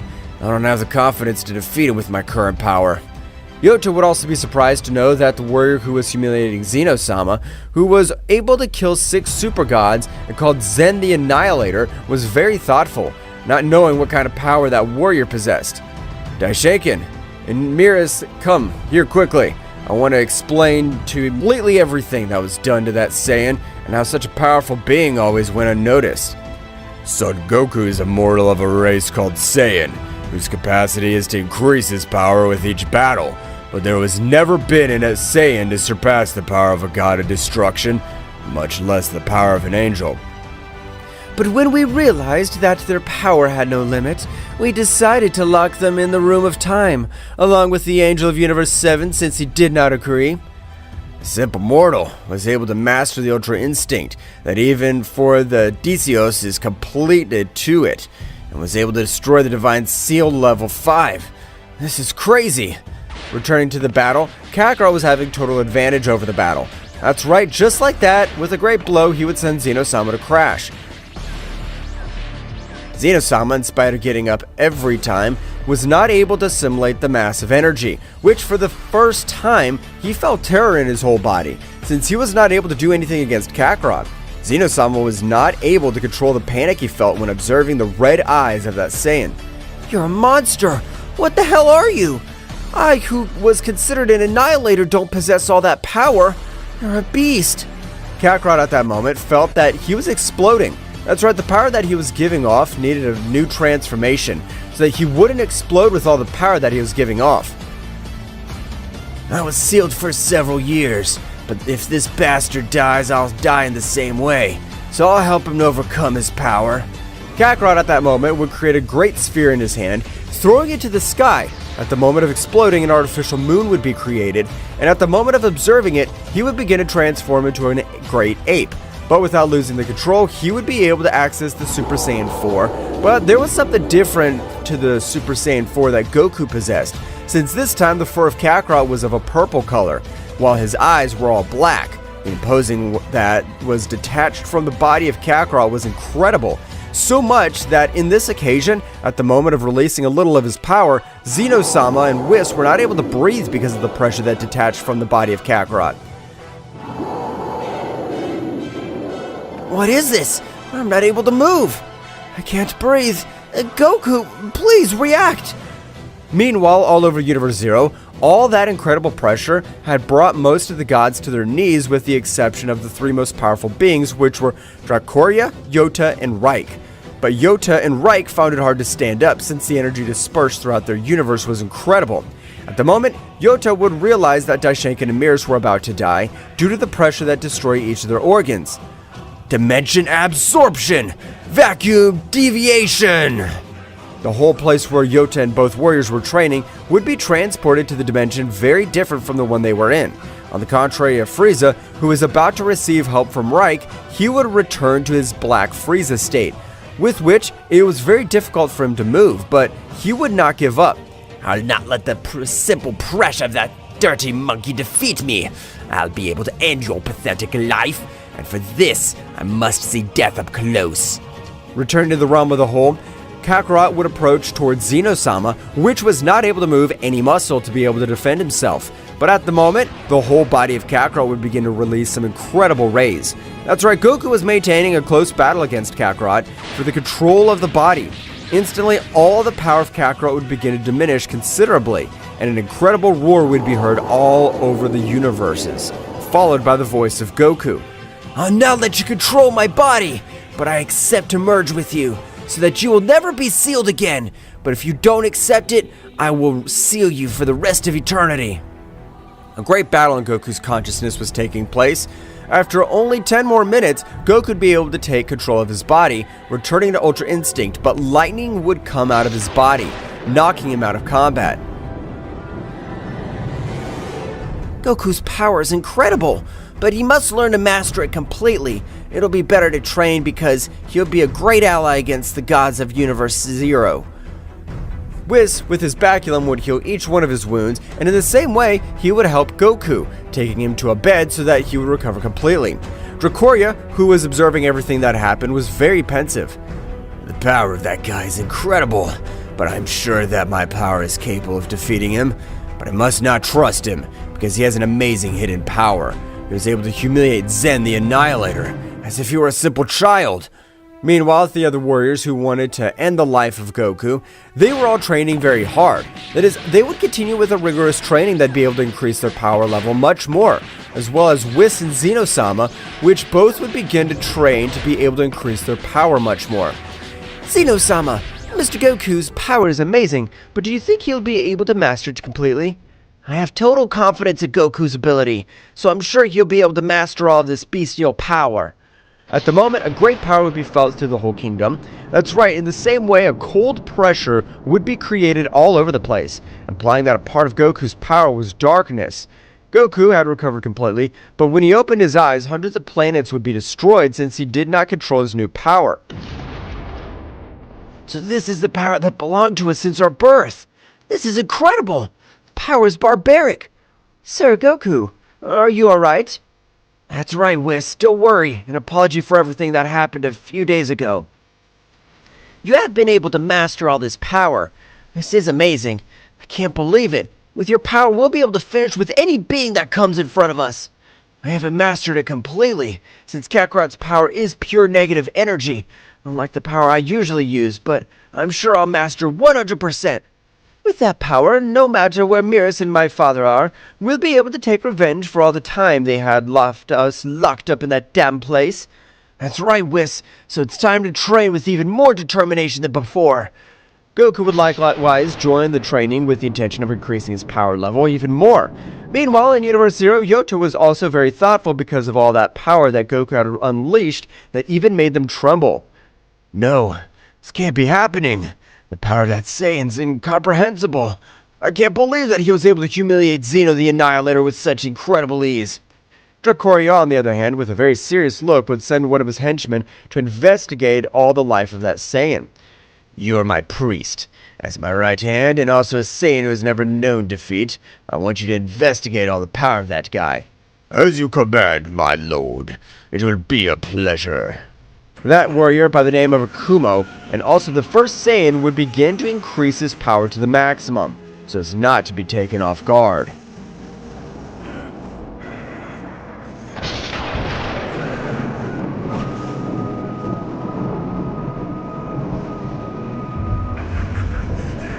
Akuma would increase a great part of all his power, with which he felt prepared to finish with the life of all the multiverse of Zeno-sama. At the moment, he began to move at a great speed through all the space. Akumo's power will be perfect to measure all the power of this Saiyan. If he dies, it means that this warrior is formidable. Meanwhile, on Zeno-sama's planet, Goku was meditating, since he has the necessary knowledge to know that Kakarot's transformation was dozens of times more powerful than his own. How the hell was he able to unleash all that power? We have the same body! But at that moment, an incredible tremor would shake everything around him. That's right, an incredible power was approaching. So much so that even though it didn't arrive, it began to cause destruction all over the universes. This is the power from Akumo, the first Saiyan to reach godlike status. That power you feel is gigantic. I can't believe it. Mr. Goku, do you think you have the power to face this great power?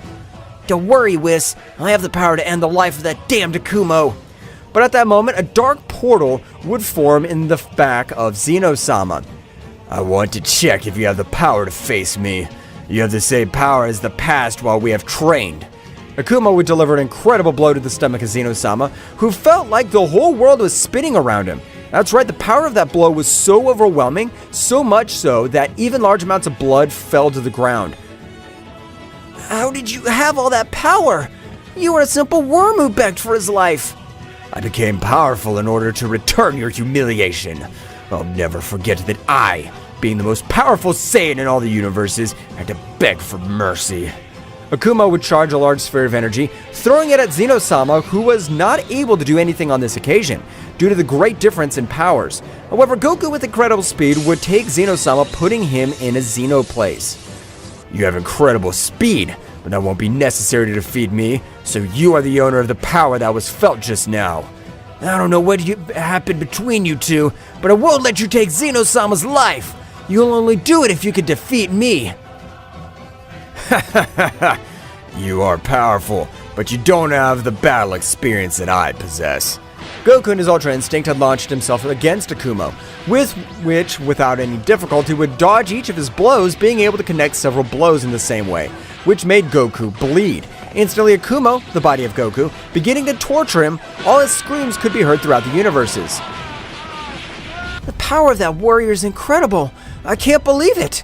But I won't let Mr. Goku die. I'll help him. Whis would raise his power to the maximum, but it wouldn't be enough to get Akuma's attention. Whis would connect a great blow to Akuma's neck, not causing him any scratches. Akuma, with a great attack, would send Goku to crash to a nearby planet, falling with multiple wounds all over his body.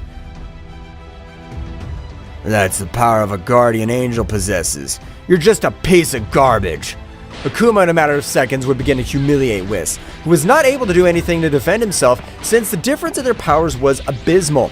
Meanwhile, with Goku, his inner power Kakarot was furious since they had been humiliated in an amazing way, not allowing it.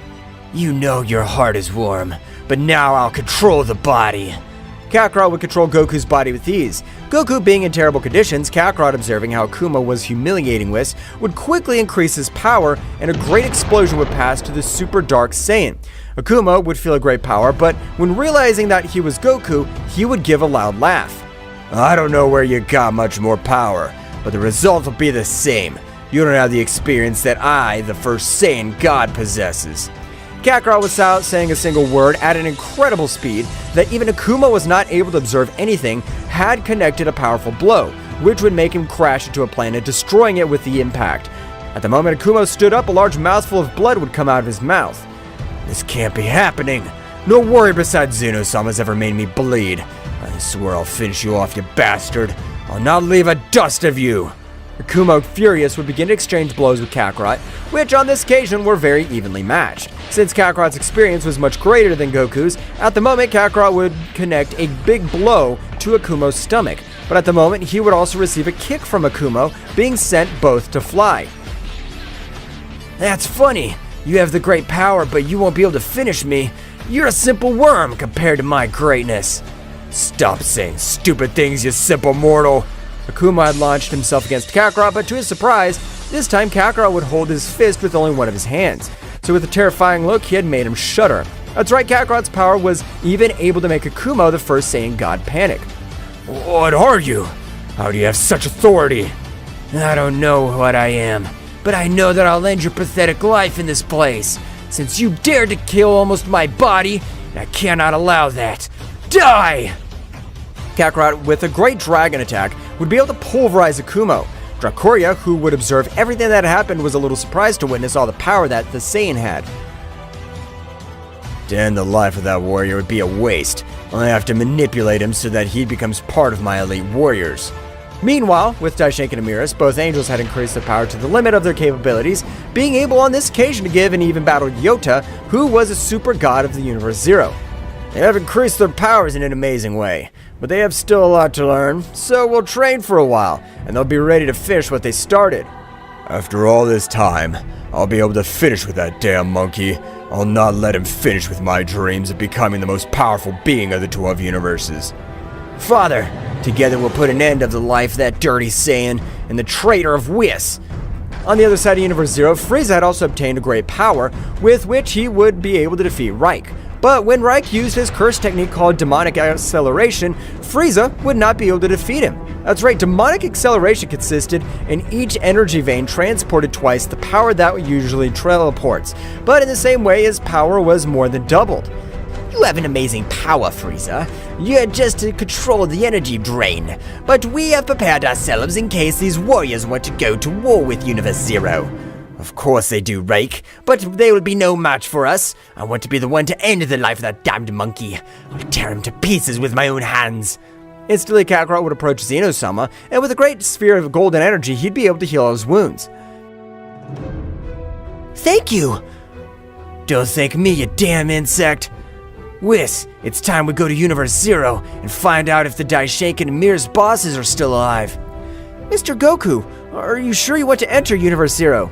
It's time to do it, Whis, because if we don't do it now, we'll never do it. We have defeated an extremely powerful being. Nothing bad should happen. In that case, I'll go with you. I don't want to stay as a simple spectator. Then it's time to do it. The trio of warriors would begin to head at a great speed towards Universe Zero, where, having a much faster speed than Daishinken and Mirrors, they would arrive in a few minutes. The instant they arrived, the Destroyer Demon would get in their way, but Goku, without remorse, would grant him quickly a rain of blows, and with a great energy attack would reduce him to simple ashes. Daishinken's still alive. I can feel his ki, but he's grown in an incredible way. This'll be a lot of fun. Are you sure, Mr. Goku? I don't feel my father's ki. Goku at a great speed would even leave behind Whis, and Zeno-sama would leave, because he wanted to end Daishinken's life and humiliate him in the worst way. Yota would realize that a power was approaching his territory, but before he's able to react, Goku would be behind it, releasing an amazing pressure, which made Daishinken and Mirrors fall to their knees, while Yota was not able to move freely. So you were alive, you damned priest! Today you'll meet your death, as I've been prepared for this day since I was locked in that damn place. No, I'm not able to breathe. What is this pressure? How were you able to evade the guardian of this universe? That good-for-nothing demon wasn't able to cope with me at all. I finished him off in the blink of an eye. You're a damn monster! Mirrors, we have no choice. Angelic resonance. Both angels at the moment would unite, forming a single being able to free himself from the incredible pressure. Yota in the same way would raise his power to the maximum, releasing a pressure very similar to the pressure of Goku. I've been a long time getting to know you, powerful warrior son Goku. Just as the rumors said, despite being a mere mortal, you are very powerful. And that, you haven't seen anything. This isn't even close to 100% of my full power. If you're telling me is true, it'd be better to end your life right now, because we can't allow a being more powerful than us to exist. Yota and the Archangel would throw themselves against Goku. He was able to defeat each of them without any difficulty. Goku would connect a great blow to Yota's face, sending him to fly to a planet, while with that Archangel, he would cut every part of his body to make him suffer the greatest agony. How do you have so much power? This can't be true. We are supreme angels. We train with the most powerful beings. You're a simple mortal. You're right. I'm a mere mortal. But I have been able to take my body to the limit. I don't let anyone choose my destiny. I'm capable of changing anything. At that moment, Whis together with Zeno-sama would arrive, being a little surprised to see how Goku had been able to bend a god of Universe Zero and the fusion of the angels. So, they really were alive, because today would be the day of their death. You Whis, being an angel, you preferred to turn your back on us? You're nothing but a damn disgrace to the whole divine world. Whis, before he could say anything, an amazing pressure would be felt in the whole place. That's right, in that instant, Reich, the second most powerful god, would appear in the battlefield, being able to connect a great blow to Goku, which would send him to fly to a planet, destroying him completely when he fell. At the moment he stood up, large amounts of blood expelled every part of his body. Damn it! Who hit me? His power was supreme! So, you're the damn Saiyan that Frieza was telling me about. A great power would be felt all over the place. That's right, Frieza was also releasing a great part of his power, making everyone retreat. I knew that you escaped an extremely powerful being and rescued you. Frieza rushed against Goku, but Zeno-sama would get in his way, and they would begin to exchange blows. Frieza's power was amazing, since he was capable of giving an even battle to a king of everything. While Whis would begin to exchange blows with the Archangel, Goku in that instant would stand up, accessing his negative energy state. That's right, Goku would access the Super Saiyan 4 Dark, with which the negative power that he released was a bestiality, since his whole body and heart was pure evil. I hope you're ready, because now I'll not hold back in the slightest. Goku at an incredible speed would begin to exchange blows with Reich, which was much more powerful than Yota, but Goku would quickly begin moving to be able to dodge a great attack, which had been thrown treacherously by Yota. Damn you! You want to die so much? Now I'll fulfill your wish. I'll finish you to totally confront this guy. You're no use to me. Goku with his aura in the form of death would create a scythe of negative energy, which would be directed towards Yota, which was able to dodge it, but a purple scythe was approaching from his blind spot, being able to cut him in two. Large amounts of blood would fall to the ground. At the time, Goku of a great attack would disintegrate it completely. Now yes, it's just you and me. We could fight without distractions. Reich, a little surprised, would use his demonic acceleration technique, increasing his power in a great way, but he had not surprised Goku in the least. When he dodged one of his blows, Reich was astonished since his speed had increased so much, being able to dodge that blow by pure luck. Goku would begin to take the battle much more seriously, beginning to connect hundreds of blows throughout the body of Reich, which in each exchange of blows made him spit large amounts of blood due to such a bestial attack of the Saiyan. What are you? You're neither a god nor a mortal. You're something that transcends something far beyond what we know. That's none of your business. Now die! But you won't go to the other world alone, because now I'll end your life and that of your disciple Frieza. A dragon will pulverize Reich, and in the same way, hundreds of rays would completely disintegrate Frieza, leaving no trace of him. Instantly, Goku would approach the Archangel, who was terrified to witness how that Saiyan ended the lives of two super gods. Now at last I'll be able to have my revenge. Goku would stretch out one of his hands and with a great burst of energy would lift him into the air, and at the moment an incredible explosion would be witnessed, leaving no trace of the merger.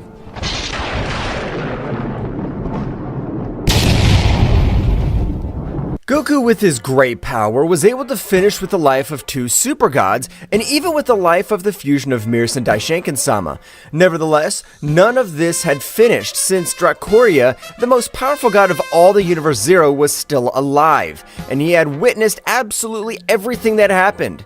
Savor the victory while you can, dirty Saiyan, because from now on I'll prepare to end your miserable life.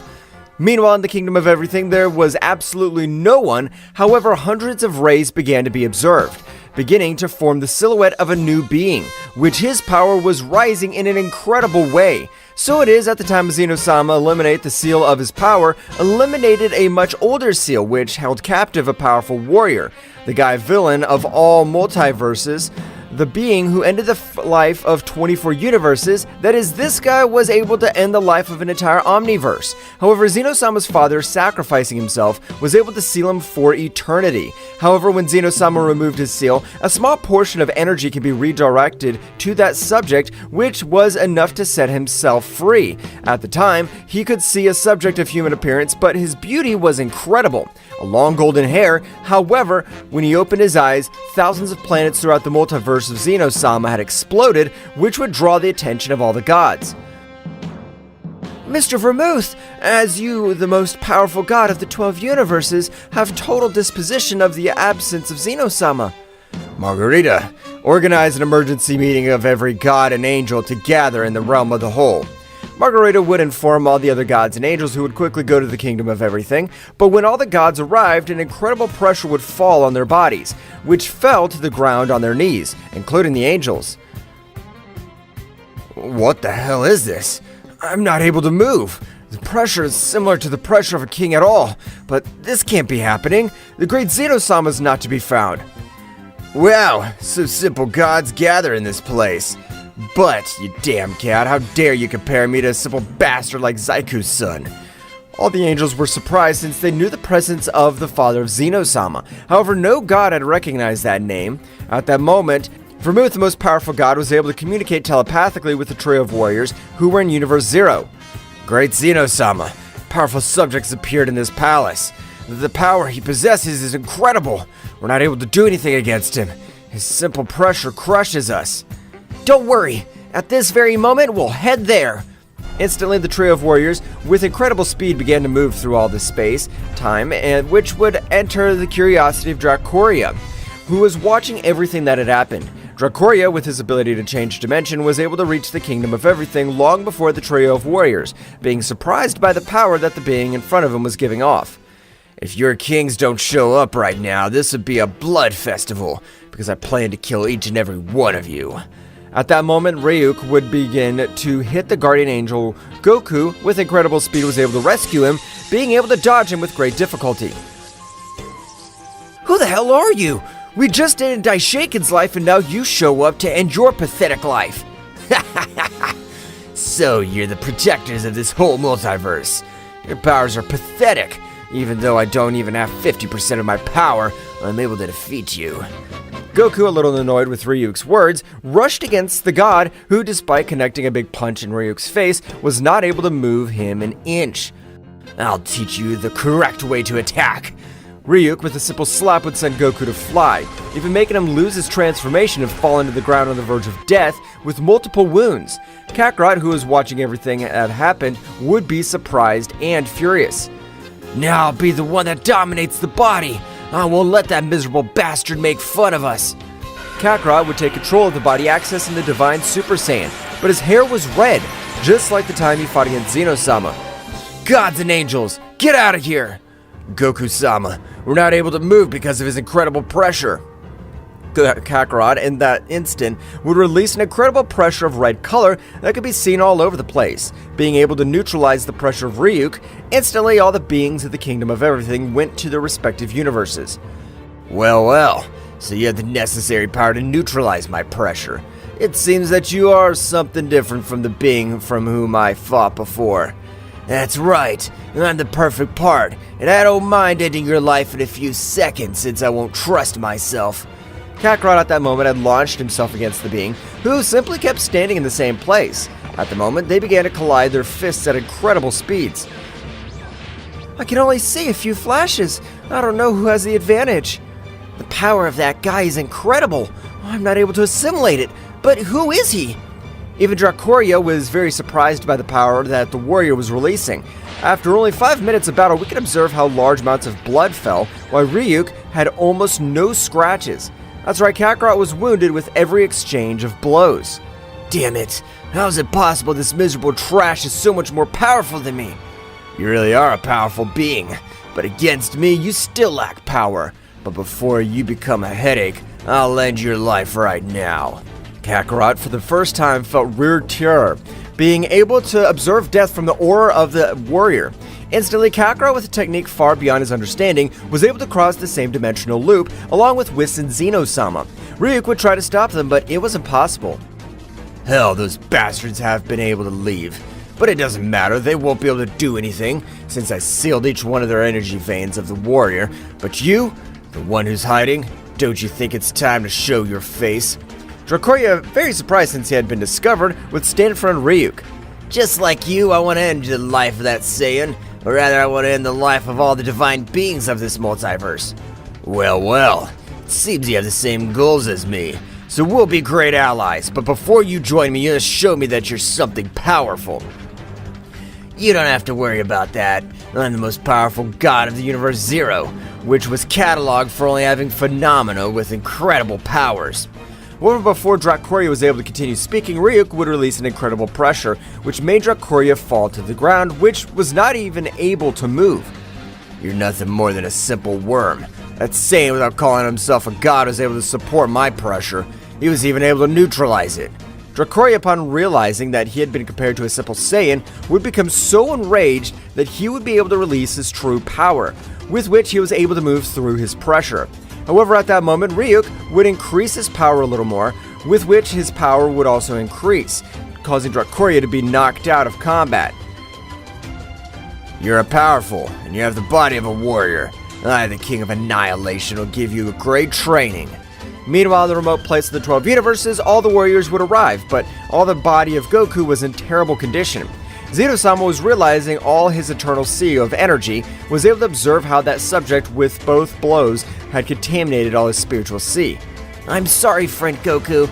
I know this'll hurt you, but it's the only way to save you. At that moment, Zeno-sama, with his great precision, would begin to grant hundreds of blows through the body of Goku. With each blow, great loud cries of pain, because they were not physical blows, since the blows that the King of Everything was using were blows to his spiritual base, which was an agony 100 times greater. After 1 hour, all the power of Goku would be neutralized and would begin to flow naturally. This had been very dangerous. That guy must be an incredibly powerful being, as to be able to defeat Goku and even Kakarot. That's right, Zeno-sama.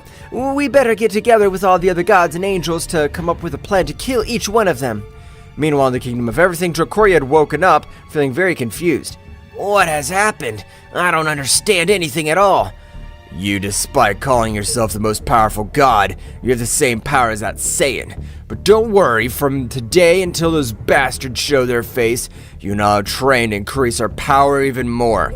I understand training myself, but aren't you invincible? You were able to defeat that Saiyan that took the lives of 2 super gods, and you made it look easy. This is not all my power. The other 50% of my power is destroyed by the seal of the cursed Zaiku, but I plan to get my maximum power again. Returning with Goku and the others, all the gods and angels had gathered in the place where Zeno-sama and Whis were. At this moment, we are not at your disposal. We must train our powers of our own free will. Great Zeno-sama, it seems that the new villain is Ryuk. Whis at that moment would be worried, even his look would change his expression quickly. I knew that the guy was an exceptional warrior, but I never thought it was Ryuk. Who's Ryuk? Why does everyone seem to know him but me? Great Zeno-sama, his father Zaiku-sama forbade us to talk about the warrior, but it seems that the situation warrants it. Whis would tell him the whole story between Zaiku-sama and Ryuk, how Zaiku-sama had to sacrifice his life to be able to seal Ryuk. So because of that miserable bastard, I wasn't able to meet my father. I swear that no matter what happens, I'll end his pathetic life. At that moment, Goku was able to wake up and was surprised to see how he was in his base state after hundreds of years. This is incredible! I never thought I would return to my base state. What happened? You were defeated by that guy, and even Kakarot was defeated. He used a great negative energy in his fists, which caused great damage to you. But we were able to neutralize the dark energy of your spiritual sea. You were able to defeat Kakarot? I can't believe it. I thought that Kakarot would be able to defeat him because he had a better command of the body than me. It seems that the warrior we face now will be a very powerful being. No matter how difficult it is, we'll be able to defeat him. If we all work together, we will. Meanwhile, in the place similar to the underworld itself, Ryuk and Dracoria were also training, and Dracoria was always on the verge of death, but his power was also increasing in an unbelievable way. You're really something. Since there are very few warriors capable of withstanding my power, there are only a few warriors who are capable of withstanding my blows.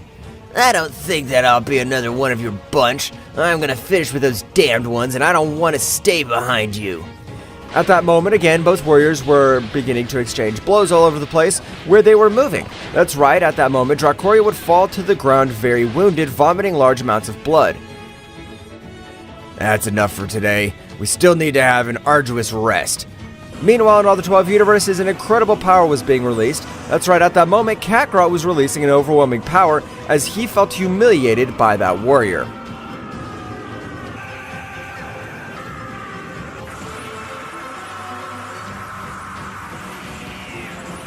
Goku's power was increasing in an unreal way, so much so that the dimensions themselves were altering. That's right, Kakarot was furious, being defeated in the most humiliating way by Ryuk.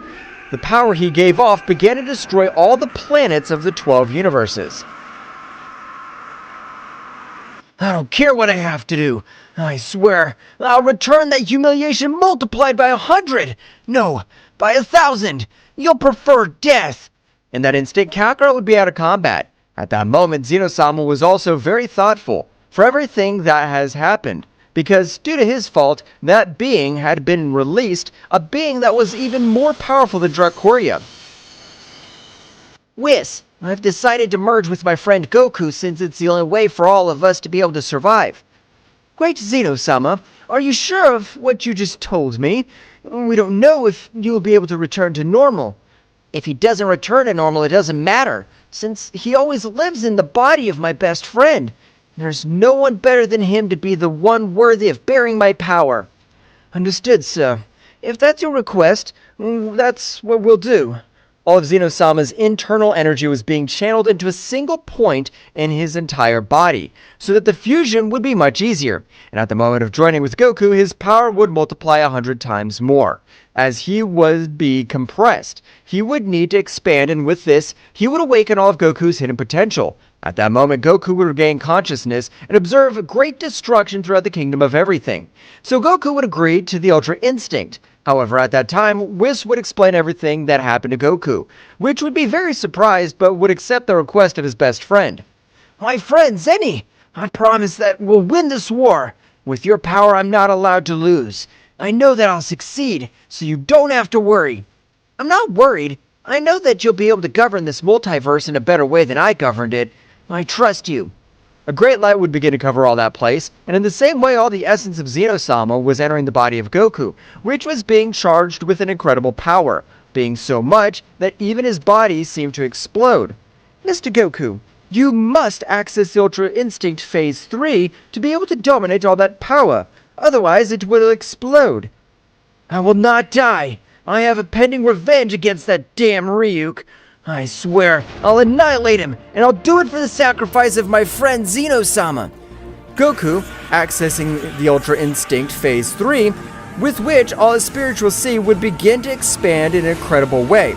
So much so would be the power of the great Zeno-sama that even several marks on his face appeared. That's right, were the marks of the king of everything. The power of Goku would even be perceived in the dimension where both gods were training. Damn, whose power is this? It's a gigantic power. I can't believe it. What's wrong, Ryuk? I'm not able to feel anything at all. If you're not able to feel this power, that means that this power is out of this dimension. So beings like me were the only ones that can feel it. However, all over that place, an incredible pressure would fall on both warriors. Ryuk was able to remain standing, unlike Dracoria, who was completely bent and fell to his knees. What is this? Whose pressure is this? I'm not able to move. Meanwhile, Goku had completely merged with Zeno-sama, which this time released an incredible power. So much was his power that he was even able to reach where both gods were, and Goku had not noticed. The power that flows through me is incredible. With this power, I'll be able to defeat him. You are right, Mr. Goku. You currently possess an incredible power, but don't forget that the energy drain must be overwhelming. That's exactly what I was thinking. So we'd better have our last training session before we fight with those bastards. That's right. At that moment, Goku, together with Whis, would enter one of the forbidden rooms of the Kingdom of Everything, in which both would begin with their furtive training. Returning with both gods, the pressure would disappear completely. What was that? I can't understand it. My power is not low at all, and yet I was not able to stand up to that incredible power. Dracoria, I don't know whose power it is, but it was a gigantic power. I would dare to say that your power was on par with my maximum power. But that can't be. You're an existence that can be considered omnipotent level. Even Zaiku-sama, Zeno-sama's father, had to sacrifice himself to be able to seal it. And a simple worm can't have the same power as you. Although it pains me to admit it, it's the truth. That guy's power doesn't lose with mine, so we'd better train much harder so we won't be simple worms against that being. At that moment, Ryuk and Dracoria threw themselves against each other to be able to withstand great pressure and damage to their bodies. After a few months in which they continued with that training, both gods began to mediate and even train in different places. That is, each one of them was dominating 100% of their techniques. Meanwhile, returning to Goku and Whis, both warriors had equally carried out an incredible training. However, they had only focused on the energy drain of Goku's body, noticing how every day Goku's body was filled with much greater power. So that's what the great Zeno-sama meant. Flashback. When Goku's able to master all my power, he'll be able to unlock 100% of my true power of Zen the Annihilator. Zen the Annihilator? That's right, Whis. I was able to end the lives of 6 super gods. For that very reason, they called me that. And since my power is unlimited, the more Goku controls it, the more power he'll be able to unleash. Is your power infinite, great Zeno-sama? Of course not. But only Goku will be able to let my power know no limit. And a flashback. So Goku, all this time, his goal was to master all of Zeno-sama's demonic power. The power that Zeno-sama possessed was incredible, but it seems to have no limit. But I'll be able to master it completely because I won't let those bastards have the slightest chance. That's right, Mr. Goku. They are the last two warriors. By finishing all this, we'll be able to revive all the others with the Super Dragon Balls. Quickly, Goku's training with Whis had to come to an end. At that moment, both warriors would leave the dimension. However, Goku wasn't an Ultra Instinct, but even with that power, he was able to shake all 12 universes. Apparently, I've become too powerful, and even this entire multiverse was not able to withstand it. Goku, with a perception of his ki much more developed, had felt the power of both gods, and together with Whis, they began to move through each of the timelines. At the moment of arriving, they appeared in front of both gods, who were a little surprised. How are they able to know where we were? That's none of your business, but this time we'll be able to kill them both and bring peace to all the universes. Dracoria at that moment, without waiting for anything, had launched himself against Whis. Both of them would start exchanging blows at incredible speeds, while Goku and Ryuk were staring at each other. No matter how long you've been training, you are absolutely nothing compared to me, since I'm even considered an omnipotent being. I don't care what you are and aren't, because today will be the day of your death. Neither you nor anyone else will be able to avoid it, because I have enough power to finish you off. Did you say you have enough power? Ha! You're a mere mortal. Goku at that time, a lightning speed, would be able to connect a great blow, which this time had made him fall to a planet, destroying himself completely. By such power, even had been able to cross dimensions with that blow. Ryuk would begin to vomit large amounts of blood, not being able to assimilate what had happened. What? How are you able to cause this damage in one blow? This can't be. You don't know what can happen. Now this'll be the place of your death. Ryuk at that moment would raise all his power, with which each planet of the 12 universes was disintegrated completely. Ryuk would continue with his power increase, which even left a little surprised Goku. If it weren't for the power of Zeno-sama, I'd never be able to face this guy. His power is of another level. Ryuk at the moment would create an incredible explosion, which would cause great waves of fire, and even did not allow a clear vision. Ryuk, with flashing speed, began to exchange blows with Goku, which was not far behind. That's right, the power of Goku was so big that it was equal to the power of Ryuk. Ryuk in that instant would connect a great blow, making him fall to a planet. But before he celebrates his blow, a great claw of energy had been able to make him fall to the ground, detaching every part of his body. Large amounts of blood fell to the ground. Heh, what do you think of that? Weren't you able to read my moves? Let me admit that this is not my full power, but before I finish you off, I'll show you the power that you'll never achieve, no matter how hard you try. Meanwhile, Whis against Dracoria both seemed to have very even battle, but in each exchange of blows, Whis was injecting celestial energy in Dracoria's spiritual sea. The more the battle went on, the worse Dracoria's body was in worse conditions. What's wrong with me? Why is my body behaving strangely? All the power was to demonstrate in this place. Could it be because of the damage of my body? It doesn't matter, I'll finish with him. Whis would realize that Dracoria was no longer a rival for him, so in that precise moment, he would connect hundreds of blows to Dracoria. Falling to the ground very badly wounded, Whis, in that moment, would throw his great attack, which Dracoria would try to resist it, being impossible. That's right, the power condensed in the attack of Whis was a barbarity. For every being you've exterminated, I, the Super Guardian of Universe 7, will exterminate you. The incredible power of Whis had been able to reduce to simple atoms the whole body of Dracoria. At the moment, Whis would notice how Goku is increasing his power in an incredible way. That's right, Goku was accessing his form of King of Everything.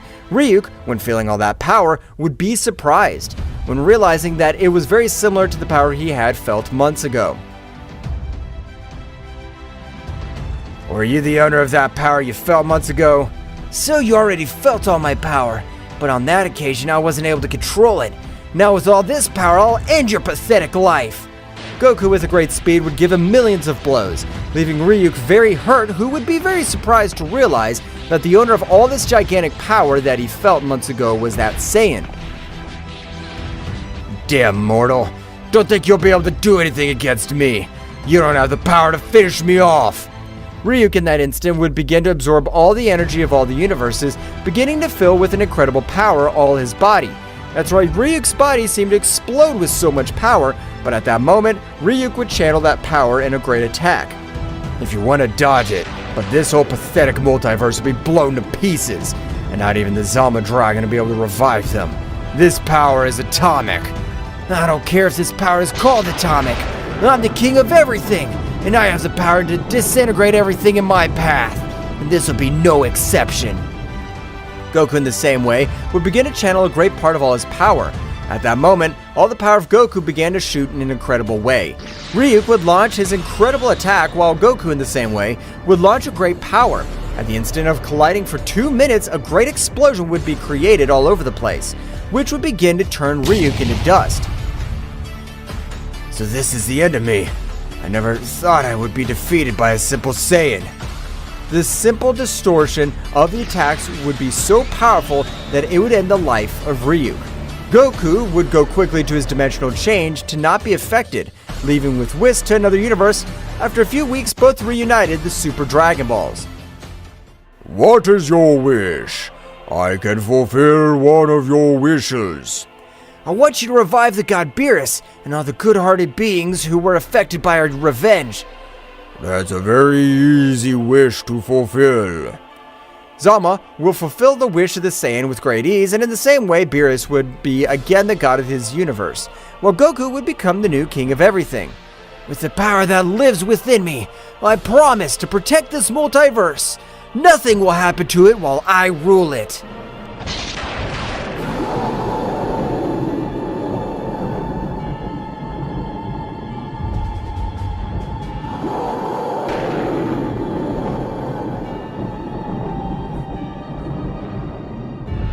The confrontation between Whis and Ryuk intensified as space became the stage for their fierce cosmic battle. The clash of divine and dark energies echoed in the void of the universe, creating ripples that stretched to the far reaches of space. You think you can stop me, Whis? The master of divine martial arts, Whis, maintained his serene composure as he resisted the onslaught of the Devourer of Worlds disciple. His divine aura glowed brightly, fighting against the darkness that threatened to envelop him. Whis, with a wave of his hand, unleashed a blast of divine energy that forced Ryuk back momentarily. However, the smile on the dark being's face revealed that he was far from giving up. Ryuk, your quest for power will only lead to destruction. Ryuk, releasing a sinister laugh, launched himself at Whis with renowned furiosity. Each exchange of blows was like a clash of titans, with the fate of the universe hanging in the balance. Meanwhile, Beerus was recovering from the wounds inflicted by Ryuk, watching the battle with critical eyes. The darkness that had pierced his abdomen was beginning to dissipate thanks to divine regeneration, but the experience had left an indelible mark. This creature's more formidable than I imagined. And determined not to be a mere spectator, Beerus joined the battle with renowned determination. His figure flashed with divine energy that rivaled Whis's, creating a spectacle of light and shadow in space. The three powerful beings engaged in a cosmic dance, with flashes of divine and dark energy illuminating the vastness of the universe. Ryuk, without losing his smirk, took advantage of his transformation to increase his speed and strength, challenging the gods with every move. The combat reached new levels of complexity when Whis, in a flash of cunning, unleashed a divine teleportation technique. He moved at the speed of thought, appearing and disappearing at different points in space, keeping Ryuk on the defensive. You can't dodge me forever, Whis.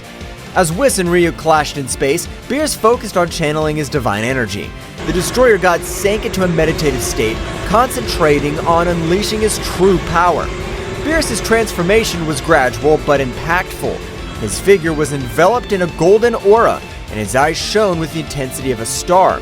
Divine power flowed through him, manifesting in a form that only the mightiest gods could attain, allowing the grievous wound left by Ryuk to be healed. It's time to put an end to this. The reborn Beerus lunged towards Ryuk with unparalleled speed. Each blow he delivered was imbued with overwhelming divine energy.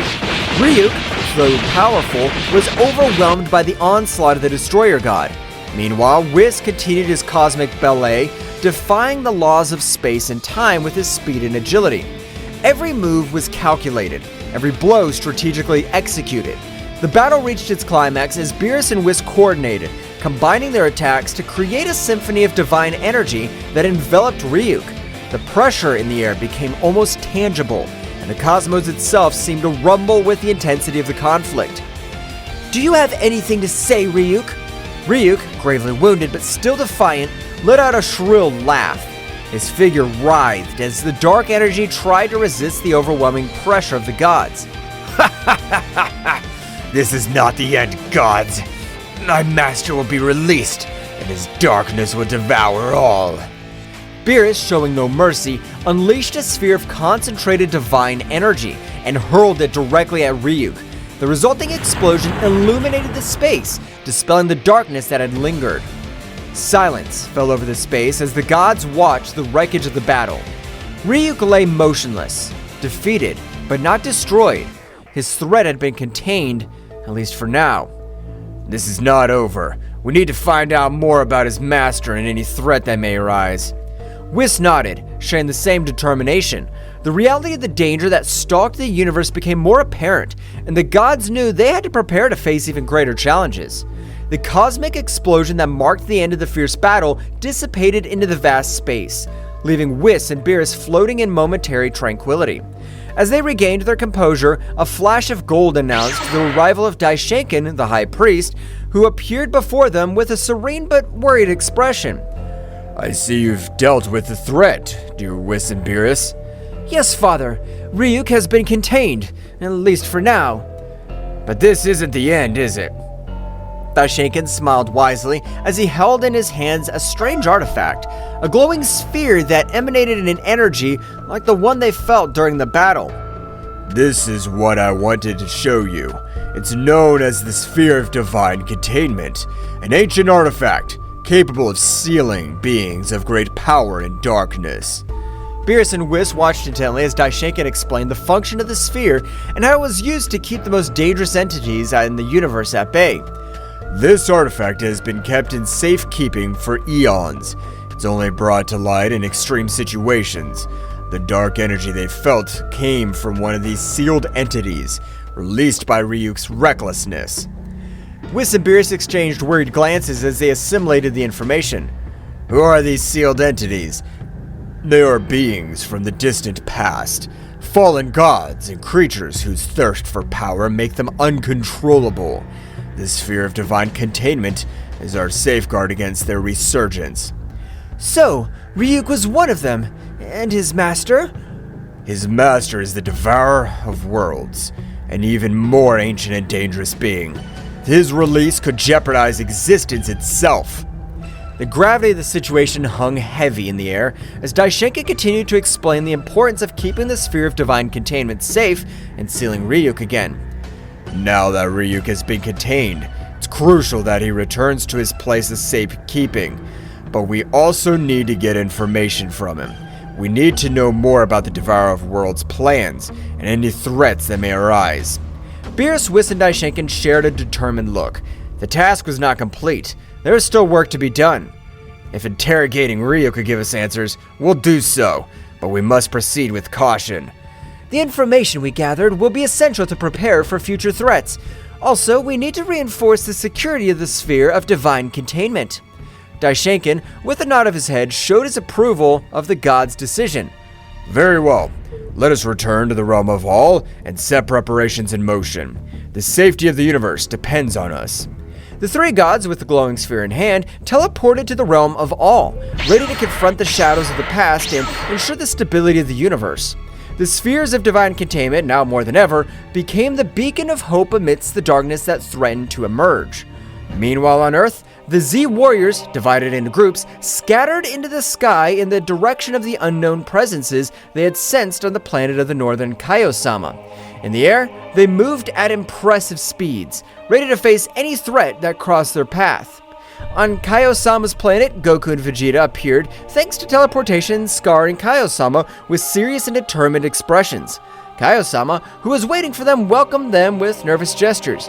Goku, Vegeta, I'm glad you came so quickly. The information I have is crucial. We need to know what this artifact is and what threat it poses. We don't have time to waste. What do you know? Kaio-sama nodded and led the Saiyans to his small home on the planet. Once inside, they unfolded an ancient scroll that revealed information about a mystical artifact known as the Cosmic Core of Containment. He explained that this artifact was used by the ancient gods to seal entities of great evil and power, preventing them from wreaking havoc in the universe. This artifact is so ancient that there are hardly any records of its creation. It was thought to be lost, but apparently all this time it was hidden on planet Earth. And how is it supposed to be sealed? Tell us at once. Kaio-sama explained that the Cosmic Core of Containment could be opened by a being of great power, but in doing so, the seal would be transferred to the first being it encountered. If the seal was not broken immediately, it would merge with that being, granting it power, but also binding it to the duty of keeping the evil sealed. And how the heck did it end up in Goku's chest? That's the puzzling thing. It seems that this artifact chose Goku as its carrier. Goku, with an expression of astonishment, began to grasp the magnitude of the situation. He was now the bearer of an artifact containing an entity of indescribable evil. So you mean I'm now responsible for keeping this evil under control? What an honor, Kakarot!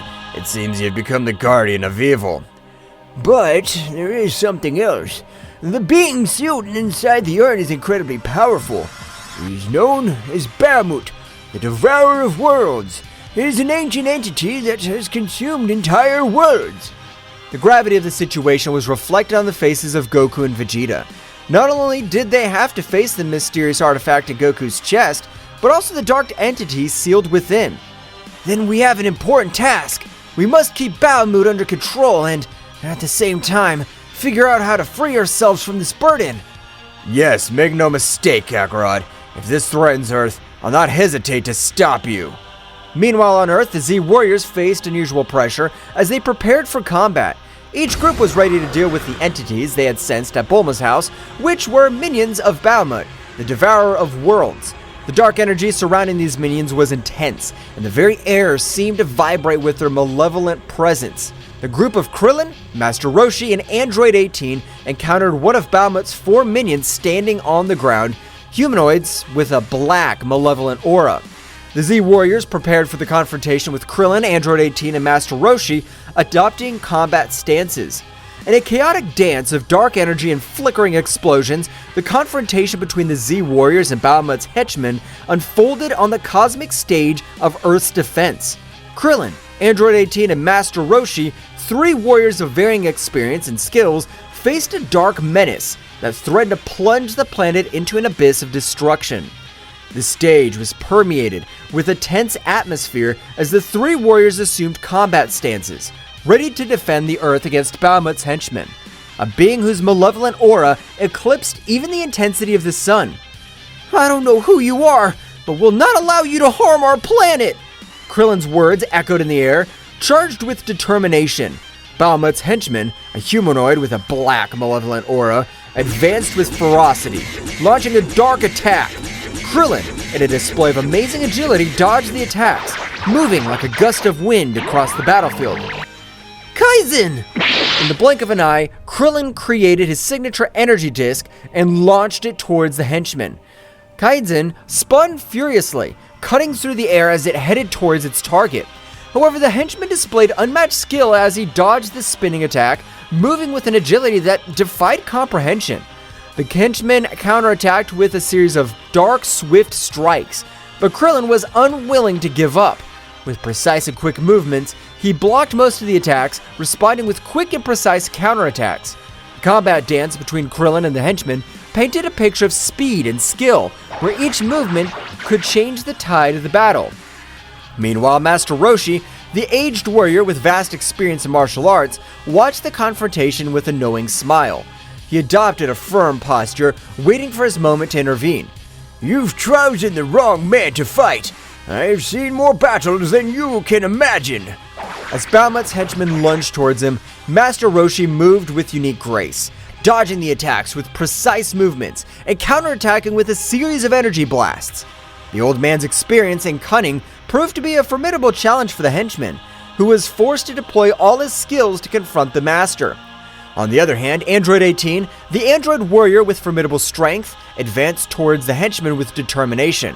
Her eyes glowed with an intense blue light as she unleashed her powerful android energy. Do not underestimate the strength of androids. With a quick wave of his hands, Android 18 launched a wave of energy towards the henchman. The latter, though impressed by the ferocity of the android warrior, showed no signs of recoiling. Instead, it lunged toward her with surprising speed, throwing dark blows that Android 18 dodged with cybernetic agility. The battle between Android 18 and the minion was a display of strength and speed, the bursts of energy lighting up the sky. Both fought with an intensity that could shake the foundations of the universe. Meanwhile, Android 18, a formidable warrior created by Dr. Giro, was ready to demonstrate her immense power. She charged her energy, her body radiating a red glow, and lunged towards the henchman with determination. Don't underestimate me. I'm stronger than you think. The henchman responded with a sudden surge of his dark aura, unleashing a surge of energy that pushed Android 18 back. The force of the impact created a shockwave, kicking up dust and debris in its wake. The battle was intense. Every move had a purpose and every attack resonated with the Z-Warriors' determination to protect their home. Explosions of energy followed one after another, lighting up the battlefield like fireworks in the dark night of space. However, the true magnitude of the threat was yet to be fully revealed. This henchman was only one of 4 sent by Bahamut, and the fate of Earth depended on the ability of the Z-Warriors to pass this first test. On the horizon, the other 3 minions awaited their turn, ready to plunge into the fray and test their bravery and skills of Earth's defenders. The intensity of the battle increased with each moment, and while Krillin, Android 18, and Master Roshi fought against the henchmen, other groups of Z-Warriors faced similar challenges in different locations around the planet. The fate of the Earth hung in the delicate balance of the unfolding cosmic battle, and each warrior was determined to give everything for the survival of his home. While the first group of warriors were defending Earth on Kaio-sama's planet in the small house, it was permeated with a tense atmosphere and solemnity as Goku, Vegeta, and Kaio-sama were immersed in the gravity of the situation. The ancient scroll spread out on the table revealed the secrets of an ancient artifact, and the weight now rested on Goku's shoulders. So you mean I'm now responsible for keeping this evil under control? The responsibility rested on Goku like a heavy mantle. The cosmic core of containment, that ancestral artifact, had chosen Goku as its carrier, and within it was Bahamut, the devourer of worlds. The gravity of the situation was reflected in the eyes of the Saiyan, who was already mentally preparing himself for a colossal task ahead. What an honor, Kakarot. Seems you've become the guardian of evil. The irony of Vegeta's voice did not go unnoticed. While his words might have been sarcastic, the determination in his eyes indicated that, despite any jokes, they were in this together. But there's something else. The being inside the artifact is incredibly powerful. The information left Goku and Vegeta silent. Bahamut, the name echoed in their minds like the distant echo of a coming storm. Consuming entire worlds was a threat they could not underestimate. Then we have an important task. We must keep Bahamut under control and at the same time figure out how to free ourselves from this burden. The pact was sealed. Together, Goku and Vegeta would take on the challenge of containing Bahamut and discovering a way to free themselves from the burden they now carried. The remaining question was how they would confront the dark entity that lay in Goku's chest. But before they could formulate a plan, a vibration in the air alerted them to the arrival of others. It seems your friends are in trouble. Go help them. Goku and Vegeta nodded in a gesture and understanding and, with serious expressions, headed for the door. With a mighty leap, they launched themselves into the sky, ready to join the battle raging on planet Earth. At the moment that Kaio-sama gave the information to Goku and Vegeta, on Earth appeared another henchman of Bahamut who met with the duo of Ten Shinhan. This henchman of Bahamut seemed to be an expert in dark martial arts. He moved with supernatural agility, challenging the Z-Warriors with swift and lethal movements. Do not underestimate the strength of humans! Kikoho! Ten Shinhan launched his powerful Kikoho attack, creating an explosion of energy that enveloped Bahamut's henchmen. This is no ordinary enemy. I must use my powers wisely. Chaos unleashing his magic, creating illusions and distractions to confuse Bahamut's henchmen. The battle was unfolding on multiple levels, with the Z warriors fighting against this enemy who seemed to understand the combat arts in unexpected ways. At that moment, realizing that the power with which they were facing Bahamut's henchmen was not enough to stop him, thanks to Chaos's distraction, they took the opportunity to try to escape. But they did not count on the great speed of their rival who, realizing that they wanted to escape, caught up with them, disappearing from the place where he was and appearing in front of them. At the precise moment in which he was about to eliminate Chaos and Ten Shinhan, two people appeared between them and their rival Goku and Vegeta. Goku and Vegeta, with their gazes fixed on Bahamut's henchmen, shared a silent understanding. The gravity of the situation was clear on their faces, but there was no room for doubt. Ten Shinhan! Chaos! Go and warn the others about this threat! We need time to deal with this! We don't want them to get hurt because of us. Go! We'll take care of this. Ten Shinhan and Chaos nodded, recognizing the determination in the Saiyans' voices. Wasting no time, they sped away, leaving Goku and Vegeta facing their formidable opponent. Bahamut's henchmen, emanating overwhelming darkness, showed no signs of backing down. His eyes glowed with malice, aware of the battle ahead. The Z warriors were prepared to face any threat, and this would be no exception. It's clear that this won't be easy. That's what makes it exciting. Let's do it, Kakarot. Goku and Vegeta charged at Bahamut's henchmen with impressive speed. At the moment when both warriors were fighting a battle that could change the fate of Earth, this being who presented himself as Bahamut's henchman, this dark entity with a humanoid shape but a bird's head, was going to be surprised by the abilities of the Saiyan warriors. In the middle of the combat, of all the show of strength between both warriors and this dark being, Takagami, with a confused face but confident that his strength was far superior to that of these earthly warriors, thought, I'm amazed at the strength these earthly beings possess. I guess they deserve to know who'll kill them. Then at that moment he told them with a malevolent smile, he said, I've been surprised by warriors. That's why they deserve to know my name. I'm Takagami, sacred god of darkness, follower of the supreme god Bahamut. Goku, very surprised of what he's hearing, said, More gods? This sounds very dangerous, and it's exciting. Bug, shut up! The life of this planet's at risk, and you get excited about a being that's very powerful. The speed of the combat accelerated as Goku and Vegeta pounced on Takagami. The energy in the air became dense, vibrating with the intensity of the impending confrontation. Takagami, with his dark aura, stood his ground, disdainfully watching the approaching Saiyans. Do you think you have a chance against the power of darkness? Goku and Vegeta continued their advance, wasting no time in unnecessary words. In the blink of an eye, they were in front of Takagami, unleashing a gale of blows. Takagami, with surprising agility, dodged many of the attacks, but some managed to land, demonstrating the strength of the Saiyans. Don't underestimate the power of a Saiyan! Come on, God of Darkness. Show us what you can do.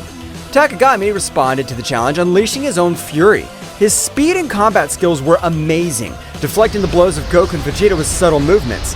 The battle turned into a whirlwind of punches, kicks, and ki blasts, lighting up the sky with flashes of light and darkness. They're just insects in front of the power of eternal darkness! Goku in his base state and Vegeta, with their pride as the Saiyan Prince, continued to put pressure on Takagami. However, as the battle progressed, Takagami began to reveal more of his true power. His dark aura intensified, and his form subtly changed, revealing a transformation that increased his power exponentially. This can't be good. Goku, always excited for a challenge, added, Vegeta, get ready! This is getting interesting. Takagami's increased power created an overwhelming pressure on the battlefield. His speed increased dramatically, and his strength eclipsed that of the Saiyans.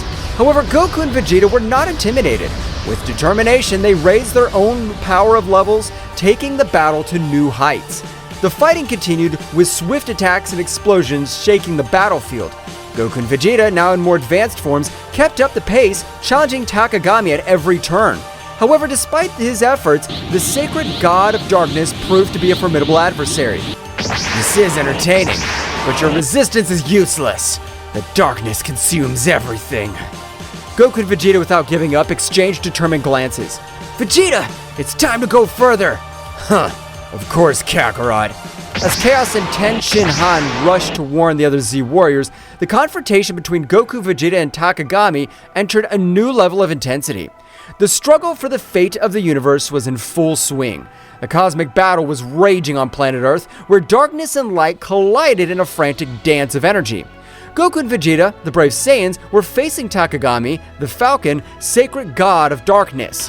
The intensity of the combat resonated in the universe, and every movement threatened to tear reality itself apart.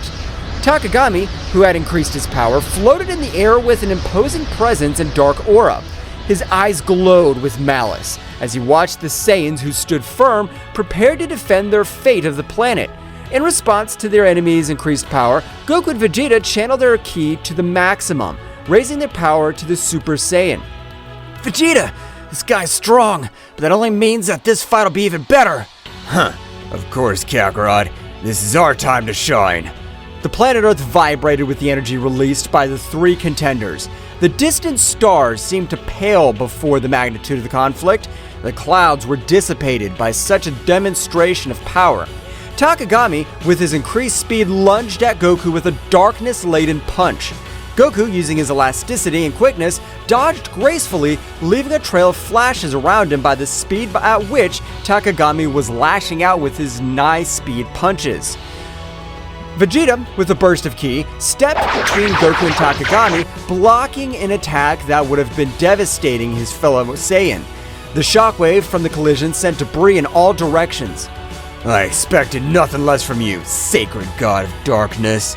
Takagami defiantly unleashed a series of dark blasts towards Goku and Vegeta. The Saiyans responded with perfect timing, countering each attack with precise strikes and energy waves. The scene looked like a combat symphony, where every movement was choreographed with divine precision. Goku, with a twinkle in his eye, concentrated his energy on his hands. A bluish sphere of energy began to form, growing in size and luminosity. Vegeta, observing the familiar technique, smiled as he recognized the power that Goku was summoning.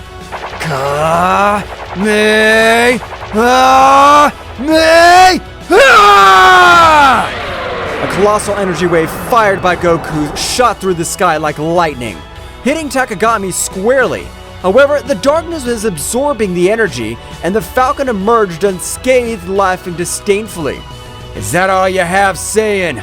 While Goku was recovering from the effort of his attack, Vegeta launched himself at Takagami with supersonic speed.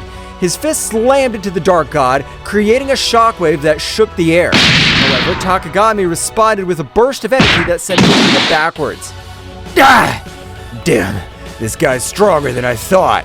Goku, recovering, joined the battle again. Both Saiyans, aware that they were facing a formidable enemy, decided that it was time to take the fight to the next level. Vegeta, how about we show what we can really do? Of course, Kakarot. Let's do it. Goku and Vegeta began to accumulate energy around them. The atmosphere was charged with an intensity of their ki as they unleashed their advanced forms. Goku transformed into the Super Saiyan Blue, while Vegeta assumed his evolved form, the evolved Blue Super Saiyan. Are they taking each other seriously now? Goku and Vegeta, with their new forms, advanced towards Takagami with renewed determination. The speed and strength of the Saiyans were now incomparable. The impacts resounded like cosmic thunder, creating a symphony of destruction in the sky. The battle became even more intense. Goku and Vegeta, coordinating their movements, attacked Takagami with an impressive combination of techniques and melee attacks. The Falcon, despite its power, was overwhelmed by the ferocity of the Saiyans.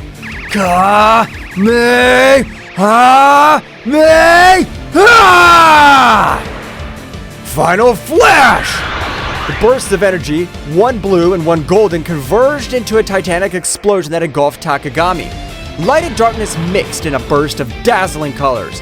However, when the explosion dissipated, Takagami emerged once more, his form slightly battered, but his determination intact. His power is awesome, but I'm a god. The darkness cannot be defeated so easily. Goku and Vegeta, without giving up, continued the offensive. The speed of his combat reached levels that defied comprehension. Punches and kicks were exchanged in a split second, creating a glow of cosmic collisions. Big Bane attack! Kaioken 20 times! The energy exploded again, shaking the sky with its fury. However, Takagami, with his divine resistance, withstood the attacks. The battle raged across the cosmos, with the warriors disappearing and reappearing in flashes of light and shadow. In the middle of the struggle, Goku and Vegeta began to feel an overwhelming pressure. Takagami's darkness seemed to expand, defying even the limits of the most powerful Saiyans. Reality itself was twisting under the influence of dark energy.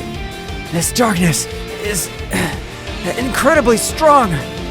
We can't back down now, Kakarot. We must get over this. Both Saiyans raised their powers even more. The fight reached a new peak of intensity. The Saiyan was exploding like fireworks in the vastness of the night sky, lighting up the darkness with flashes of determination and defiance.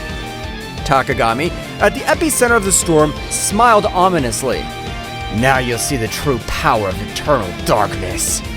The universe trembled as the battle reached its climax.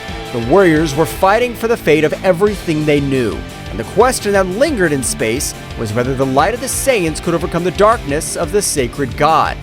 The planet Earth rumbled with the intensity of the cosmic battle. Goku and Vegeta, drenched in sweat, maintained their advanced forms as they prepared for Takagami's next assault. Darkness was emanating from his figure, but something seemed out of place.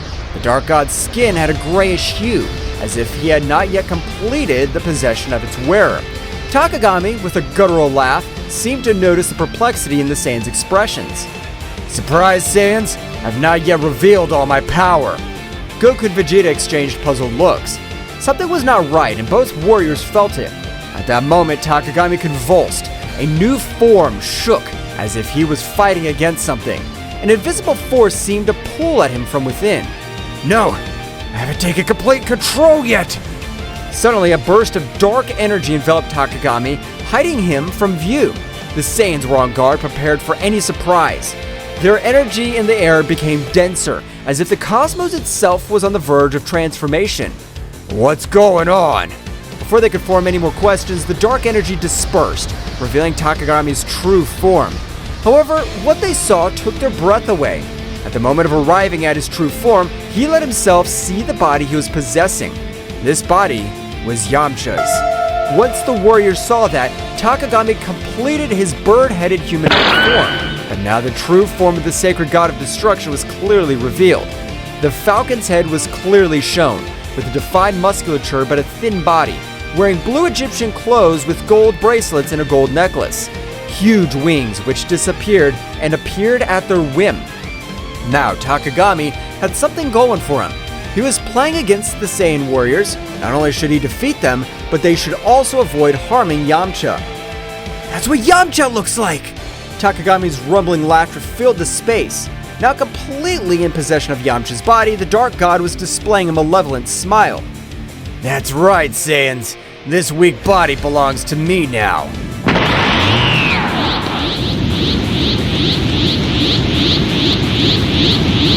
Vegeta gritted his teeth furiously. Damn it! How dare you possess one of us? It's not just one Saiyan. Soon all of you will become Baomut puppets. The reality of the situation hit Goku and Vegeta, but the force of the cosmic impact, the dark entity they were facing, was not only a dark god, but also had the power of possessing earthling warriors. Yamcha, now inside the sacred god of darkness, did not have any sign of consciousness. The god had taken control of his being completely. Ha ha ha ha! There's no escape. Baomut will be released, and this universe will fall into eternal darkness. Goku and Vegeta shared a determined look. They knew the threat was even greater now. Not only were they fighting a dark god, they were also faced the possibility of losing their friends and allies in this fight. Vegeta, we have to find a way to free Yamcha and stop Takagami! Of course, Kakarot. But first, we have to deal with this dark god. The battle continued, but now the situation was more desperate. Takagami, with Yamcha's body, unleashed an unstoppable fury. The Saiyans struggled not only against eternal darkness, but also against the weight of facing one of their own companions. Explosions of energy lit up the sky, but the inner struggle of Goku and Vegeta was equally intense. Every blow, every burst of ki resonated with the promise of freeing Yamcha and saving the universe from the threat of Baomut. But Takagami wasn't going to give up so easily. Do you think you could beat one of the World Eater's henchmen? the dark energy intensified, and the ultimate form of the sacred god of darkness, now the freedom to be able to use all his power, launched relentless attacks. Goku and Vegeta, with their advanced forms, were fighting with all their might, but the darkness had a firm grip. The struggle dragged on. Every moment seemed like an eternity. Yamcha, although he was just a contender for Takagami, at one point during the fight showed signs of pain on his face. It was as if his very essence was fighting against the darkness that was consuming her. Yamcha, hold on! Let's get you out of this! But Goku's words were lost in the storm. Takagami, with a maniacal laugh, continued his assault. The Earth, witness of this cosmic conflict, trembled before the magnitude of the confrontation between light and darkness. Somewhere far away, Chaos and Ten Shinhan, after alerting the other Z warriors about the threat, returned to the battlefield. Seeing the situation, Ten Shinhan's face filled with fury as Chaos clenched his fist determinedly. Takagami, I'll make sure you pay for this! Both warriors joined the fight, but even with their abilities, facing a dark god who possessed one of his own would not be so easy. The battle turned into a desperate struggle to face Yamcha and stop Bahamut before he was released. During the chaos, Goku and Vegeta shared a look of determination. The darkness could be powerful, but the light of the Saiyans would shine even in the darkest moments. The battle for the fate of the universe was far from over, and Earth's heroes were ready to face any challenges that stood in their way. Taking a trip to the past, one day before the strange artifact was impregnated into Goku's chest, after rescuing his son Goten, Yamcha, oblivious to the imminent danger that was coming, was exploring an ancient Egyptian pyramid during an archaeological expedition. The atmosphere was charged with mystery and the promise of amazing discoveries. Deep inside the pyramid, Yamcha stumbled upon an ancient artifact that was glowing with a dim light. It was an Egyptian bracelet decorated with intricate hieroglyphs. Fascinated by her beauty and attracted by an inexplicable force, Yamcha could not resist and placed the bracelet on his wrist. The moment the bracelet touched his skin, a strange sensation enveloped Yamcha. It was not painful or threatening, but rather captivating. An ancestral connection was established between the earthly warrior and the Egyptian artifact. What Yamcha didn't know was that this artifact contained an ancient power linked to the age of gods and legends. As the light from the bracelet merged with Yamcha, an ancient presence awoke. It was the essence of an ancient god that was lying asleep inside the artifact. However, this being was neither malevolent nor benevolent. It was simply an ancestral force seeking to join a mortal existence, or at least that was what Yamcha felt at that moment. The god, by merging with Yamcha, granted him abilities and knowledge beyond his comprehension. Yamcha felt with a strength and connection to the story itself. The fusion, although puzzling at first, resulted in a unique symbiosis between the earthly warrior and the divine entity. Yamcha didn't know what the bracelet actually was. Returning to the battle, every moment became more challenging for Goku and Vegeta and the earthly warriors. Takagami, now completely liberated, unleashed a destructive force that tested even the most powerful Saiyans. In an effort to turn the tide of the battle, Ten Shinhan and Chaos joined the fight. Both warriors, aware of the threat possessed by Takagami, threw themselves into the fray bravely. His unique skills and determination added a new dynamic to the conflict, but even with his intervention, the darkness persisted. Ten Shinhan, keep the pressure on. We cannot allow this darkness to take over our world. Ten Shinhan nodded, concentrating his energy on coordinated attacks with Goku and Vegeta. Despite their combined efforts, Takagami remained a relentless adversary. As the battle reached its peak, Goku and Vegeta, exhausted but without losing their determination, shared a look of mutual understanding. They knew they needed an extra power to face Takagami at his finest. Instantly, an idea crossed their minds of the Saiyans' fusion. Vegeta, I know it's not something you prefer, but I think it's our only option. I don't like to admit it, Kakarot, but I agree with you. If we want to stop this monster, we need all the power we can get. Both warriors assumed the necessary postures to perform the fusion dance. The energy of Goku and Vegeta intertwined in a brilliant flash, and within seconds, an entirely new warrior emerged. Gogeta in his base form, the supremely powerful fusion of the two Saiyans. It seems the occasion requires it. Now, Takagami, get ready. So you think a ridiculous fusion will be able to stand up to my power? Gogeta rushed towards Takagami with amazing speed. The matchup that followed was an unmatched display of skills. Gogeta dodged Takagami's attacks with grace, fighting back with overwhelming force. However, the darkness that enveloped the Dark God proved to be a formidable challenge. During the intense battle, Ten Shinhan and Chaos continued to bravely fight, but the price of a confrontation was already becoming apparent. Takagami, taking advantage of the distraction, launched a devastating attack that left Ten Shinhan and Chaos seriously injured. Goku and Vegeta, seeing their companions in danger, felt a surge of rage. Gogeta redoubled his efforts, attacking with renewed ferocity. However, Takagami, aware of the situation, diverted his attention to Ten Shinhan and Chaos. Feeling the despair, Saiyans. Soon this world will witness its end. Goku and Vegeta, full of rage and determination, increased their speed. They knew they needed to do something before Takagami carried out his threats. The battle reached its climax when Gogeta launched a massive attack on Takagami, seeking to break his resistance. However, the darkness surrounding Takagami intensified, revealing a surprise resistance. It was then that Ten Shinhan and Chaos, still on the ground, exchanged a determined look. They knew that whatever they had to do to give Gogeta a chance to defeat Takagami. Goku, Vegeta, you need time. I'll take care of holding this monster. I'll come with you, Ten Shinhan. Together we'll be the barrier they need. Goku and Vegeta, although reluctant to lose their friends, went at full speed to avoid what they had in mind. Don't do it, Ten Shinhan, Chaos. Ten Shinhan and Chaos stood up, ignoring the pain coursing through their bodies. With determination, they faced Takagami, resisting his attacks with all their might. Gogeta, seeing the situation, understood the magnitude of the sacrifice they were making. We cannot disappoint this sacrifice. We have to win this. While Ten Shinhan and Chaos bravely fought Takagami, Gogeta continued his assault with the intensity intact. The battle was taking place on two fronts, with the Earth Warriors sacrificing themselves to provide the necessary opening. Goku and Vegeta, as he approached, their hearts were filled with sorrow and gratitude towards Ten Shinhan and Chaos. Gogeta, with supersonic speed, approached the scene where Ten Shinhan and Chaos were bravely facing Takagami.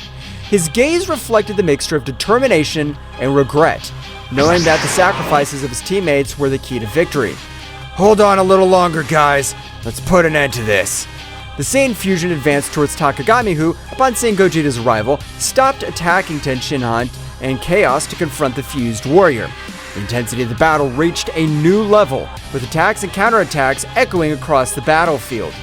Ten Shinhan, with his remaining strength, took advantage of that distraction to hold Takagami with all his strength, preventing him from moving freely.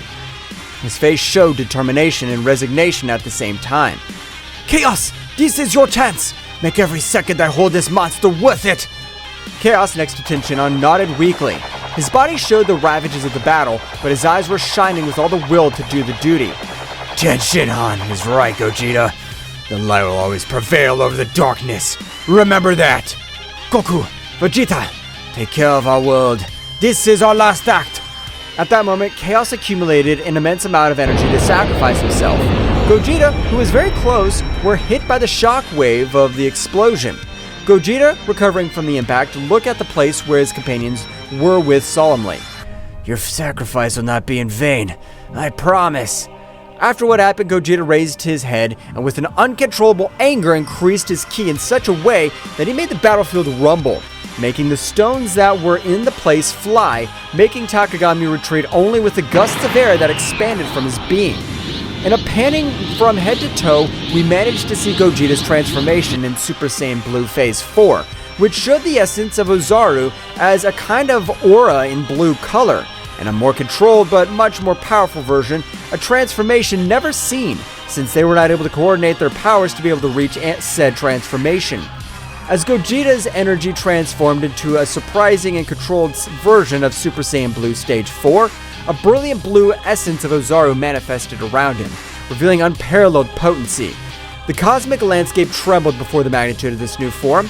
Goku and Vegeta, witness of this unique transformation, were filled with amazement and determination. It was evident that Gogeta was reaching a level of power never seen before, fusing the essence of Super Saiyan Blue with Ozaru's formidable presence flawlessly. Gogeta, in his new form, turned an intense gaze towards Takagami, whose expression of confidence was overshadowed by surprise. The battle, far from having come to an end, was just beginning in this new phase. The universe was waiting for the outcome of this epic confrontation where light and darkness collided in a cosmic dance. The promise of a new dawn loomed on the horizon, but the price of triumph was uncertain.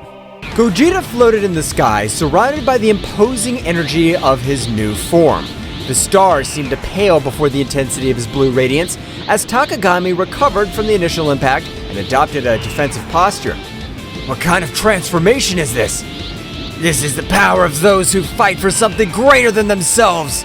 With a flash, Gogeta disappeared, appearing in front of Takagami in the blink of an eye. The clash of their fists created shockwaves that shook the battlefield. Gogeta's speed and strength were unmatched, surpassing even Takagami's ability to anticipate his blows. Gogeta and Takagami exchanged blows and energy blasts at breakneck speed. Each impact resounded like cosmic thunder, creating an epic symphony on planet Earth. Your attempt to revive your so-called gods ends here, Takagami. But you're a bug in the face of the greatness of my power.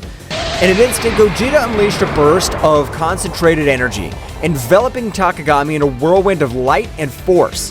When the light dissipated, Takagami emerged unharmed, but with a more serious expression. Interesting, but not enough. The battle was reaching cosmic levels with ripples of energy spreading across the far reaches of the universe. Meanwhile, the other Z warriors watched the sky, appreciating Gogeta's great power of display and Takagami's resilience and viciousness. The roar of battle echoed in every corner of the universe. Gogeta and Takagami, wrapped in an endless dance of energy, continued their titanic confrontation. Space twisted and trembled under the influence of their powers, creating distortions itself. Bursts of energy expanded like lightning, illuminating the darkness of the night sky with dazzling flashes. Each blow between the two contenders seemed to release an explosion of energy that spread in concentric waves, setting the frantic pace of the cosmic battle. Away from the battlefield, the others watched in anguish and admiration. Bulma, with a mixture of fear and hope in her eyes, clung to the hope that Gogeta would prevail. Come on, Gogeta, you must win! For all of us! Meanwhile, on the battlefield, Gogeta and Takagami continued their fierce exchange. Determination burned in Gogeta's eyes, while Takagami maintained a defiant smile, though his expression hid a growing unease. This is for the price you pay for defying the peace of the universe. With a swift movement, Gogeta vanished and reappeared behind Takagami, launching an energy-charged punch straight at his back. But Takagami, anticipating, quickly spun around and blocked the attack with the dark energy shield. Haha, is that all you got? In response, Gogeta intensified his assault, unleashing a continuous flurry of punches and kicks.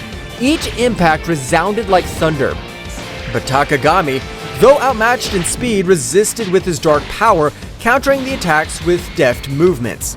During the scuttle, Takagami took advantage of the prevalent moment of openness and opened up a launched energy bolt straight for Gogeta's chest. The resulting explosion shook the universe and Gogeta was thrown backwards, leaving a trail of blue energy. Is that all hope can do? Gogeta recovered quickly, stood up with determination. The glow of his transformation increased even more. This is far from over. The battle continued, leading them again to display an ever-increasing amount of power. In this fury, Gogeta unleashed power that defied the laws of the universe, and Takagami, despite his arrogance, began to show signs of concern. The tension was palpable. The Z warriors felt the intensity of the confrontation, even when they were a long distance away from where the battle for the future of the planet was taking place. Piccolo was seriously watching, calculating every move and thinking at some point this battle, which was far from over, would be a favorable outcome. Piccolo, in his thoughts, Goku, Vegeta, we trust you. You must win this battle. The battle reached a new climax when Gogeta and Takagami met at an eminent point in the battle. The energy emanated from them, illuminating the vastness of the dark sky, creating a dazzling spectacle of colors and flashes. You cannot escape darkness. Darkness will never prevail over light. You're a fool if you think your light can eclipse my power. Suddenly, a voice echoed in Gogeta's mind, a familiar but distant voice. Gogeta, do not underestimate your enemy. Truth lies within strength.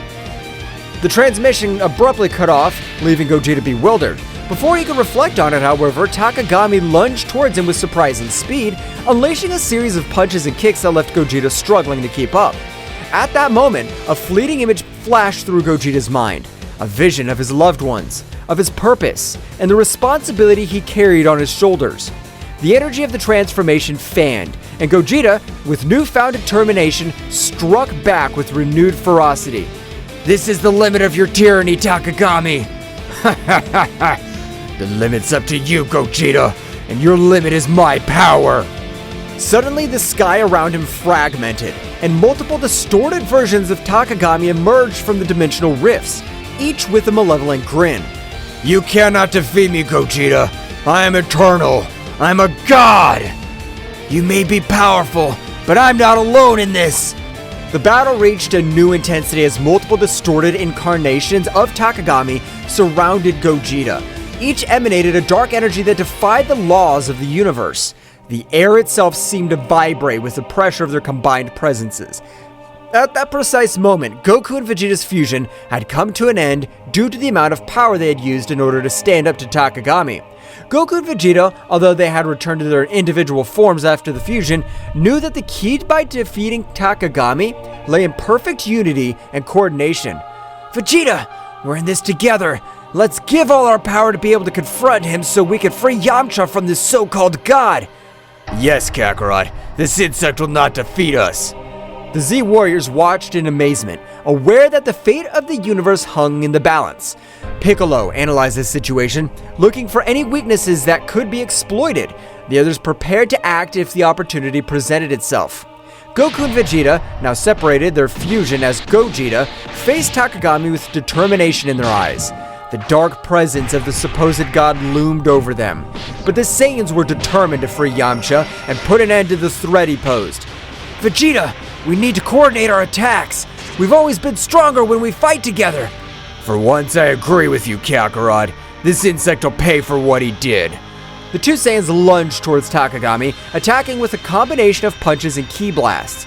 Takagami, though powerful, was momentarily overwhelmed by the timing of the two warriors. However, his sinister laugh echoed across the battlefield. Your union will change nothing. My power is unlimited. Goku and Vegeta exchanged glances, realizing that the situation was more serious than they had imagined. Takagami unleashed a wave of dark energy that sent them flying, but they quickly recovered, ready to continue the fight. The Z Warriors watched with concern.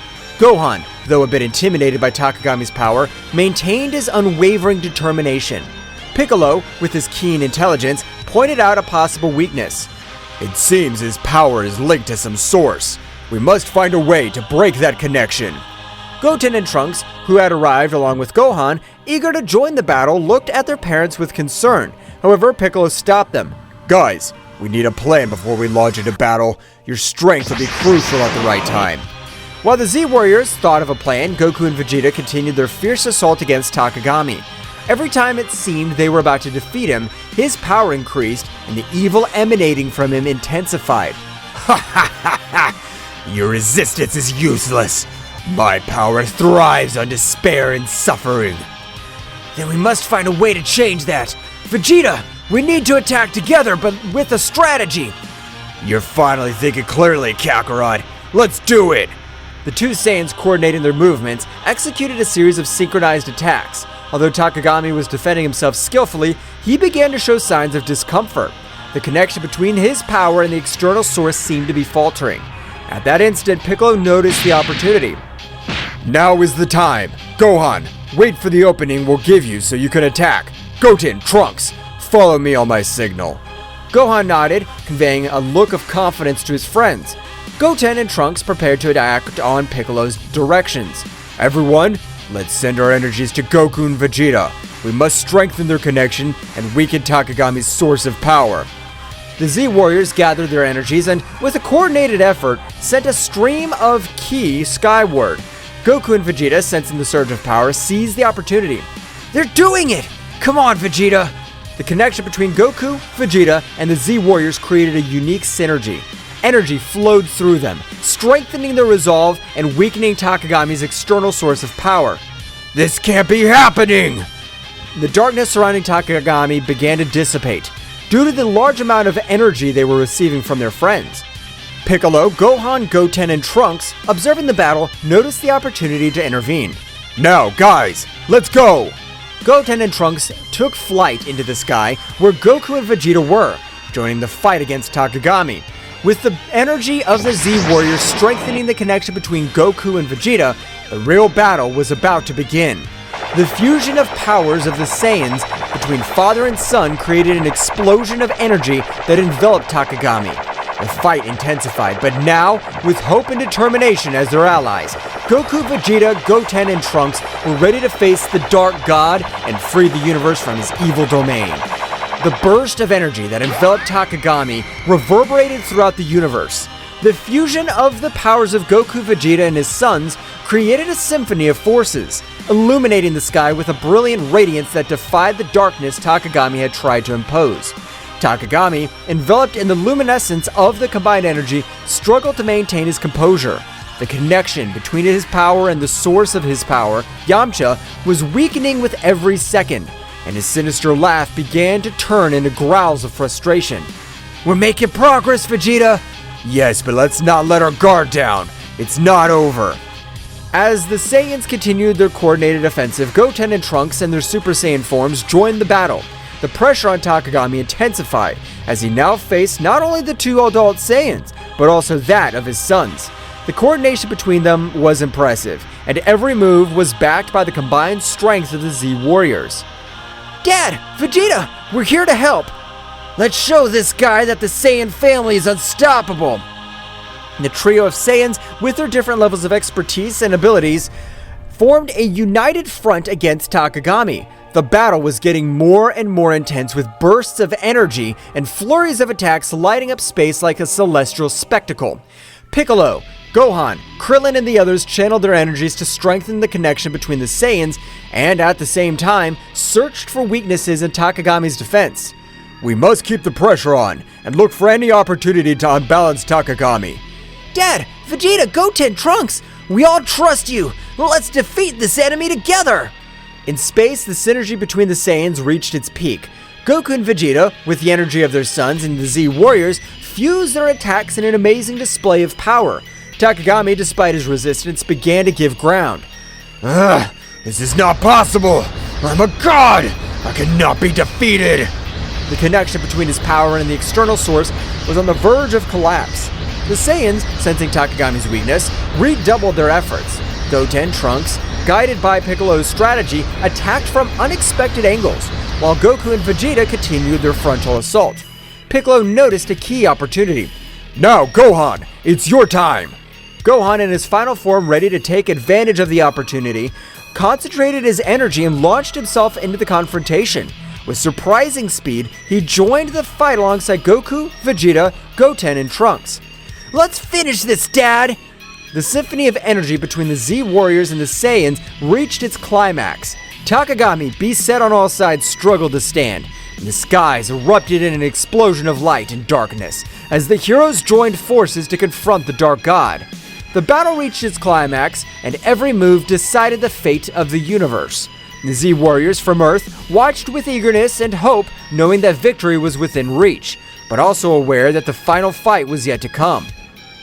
With the Saiyans and the Z-Warriors facing Takagami in a cosmic confrontation.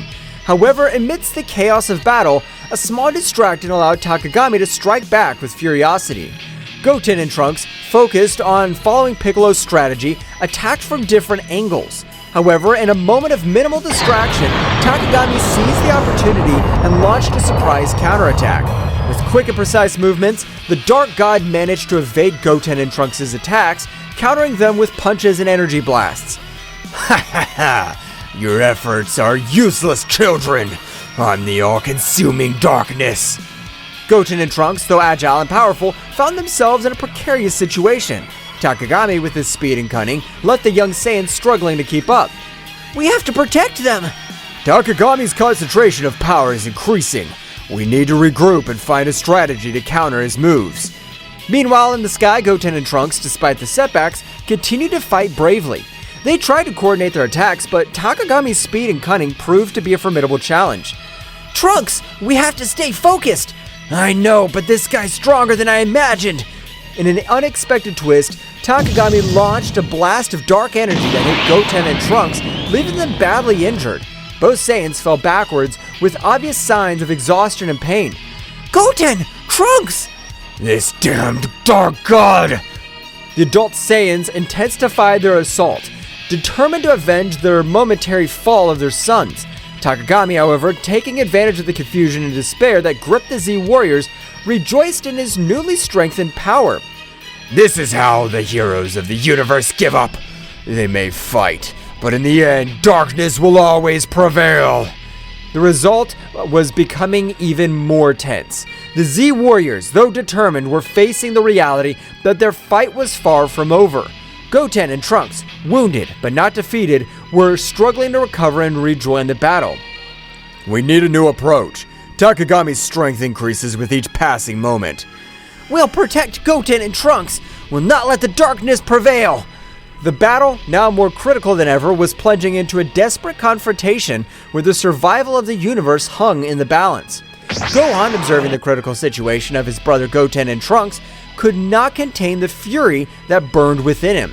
A flash of anger crossed his eyes, and his energy rose to levels that would leave even the most experienced Saiyans dumbfounded. He lunged towards Takagami with shocking speed, ignoring any concern for his own safety. With this price, you'll pay for hurting my family! His speed and furiosity impressed everyone on the battlefield. Every blow he delivered carried with it a pent-up rage of a protective brother. Takagami, though initially surprised, adapted to the intensity of Gohan's attacks. Do you think your anger can stop me? I'm going to protect my family and the entire universe from your darkness! The battle between Gohan and Takagami unleashed an energy storm in space. Goku and Vegeta watched in awe and fear as the conflict reached levels that defied comprehension. Despite their determination, they realized they were facing a power beyond anything they had faced before. This kid, his power is amazing! We can't let Gohan fight alone. We must support him. As Gohan continued his relentless assault, Takagami showed a significant improvement in his defensive ability. Every blow was met with inhuman prowess. The battle reached a point where the universe itself seemed to be on the verge of collapse. The epic confrontation between Gohan and Takagami pushed the Saiyan warrior to the limit of his abilities. Despite Gohan's bravery and skill, the Dark God, with unmatched cunning and speed, found an opening in his defense. With a graceful twist, Takagami unleashed a ripping attack, a blast of dark energy that sliced through the air with a malevolent precision. Gohan, surprised by the speed and ferocity of the attack, barely had time to react. The energy wave hit Gohan full on, enveloping him in an explosion of light and darkness. The force of the impact threw Goku's eldest son backwards, causing him to stagger, desperately struggling to stay on his feet. The dark energy left its mark on Gohan's body, marking him with deep, tearing wounds. Ah! This can't be so strong! Takagami, with a sinister smile, hovered in the air, observing the result of his devastating attack. The black energy around him seemed to vibrate with satisfaction as Gohan tried to recover. This is the power you praise so much? You're no match for me, Gohan. Goku and Vegeta, witnessing the scene from a distance, gritted their teeth helplessly. The situation was becoming more critical with each passing moment. Goten and Trunks, still injured but recovering, were prepared to rejoin the fight. Gohan! This damned... We can't let this continue! Goten and Trunks, sensing the urgency of the situation, approached Gohan to help him. Despite his own injuries, determination shone in his eyes. Brother, are you alright? Yes, but we need a new approach. We're not going to let this guy get away with this. Meanwhile, Piccolo and the other Z Warriors were also assessing the situation, looking for any opportunity to change the course of the battle. The pressure on them was mounting, and the need to find an effective strategy was becoming more apparent. We have to work together. Gohan, can you keep fighting? Gohan nodded, ignoring the pain coursing through his body. His determination had not dulled, on the contrary. Takagami's imminent threat stoked it. I can't give up, but we need a strategy. Something that could surprise him. Surprise him, you say? As the Z Warriors immersed themselves in strategy to counter Takagami, a small distraction took over the battlefield. Goten and Trunks, aware of the need of a different approach, exchanged determined glances. Without saying a word, they assumed the familiar fusion dance stance. The other warriors, immersed in their tactics, barely noticed the sudden disappearance of Goten and Trunks as they performed the fusion. The energy around them condensed into a brilliant flash that revealed Gotenks, Super Saiyan, the powerful fusion of the two young Saiyans. Ready to give this guy a surprise! With impressive speed, Gotenks launched himself towards Takagami, who was momentarily startled by the new presence on the battlefield. Gotenks, with his characteristic air of self-sufficiency, began to unleash a series of swift and agile attacks, challenging the Dark God with renewed energy. Here I come! Takagami, however, far from being intimidated, smiled sinisterly. With a casual gesture, he deflected Gotenks' attacks as if toying with him.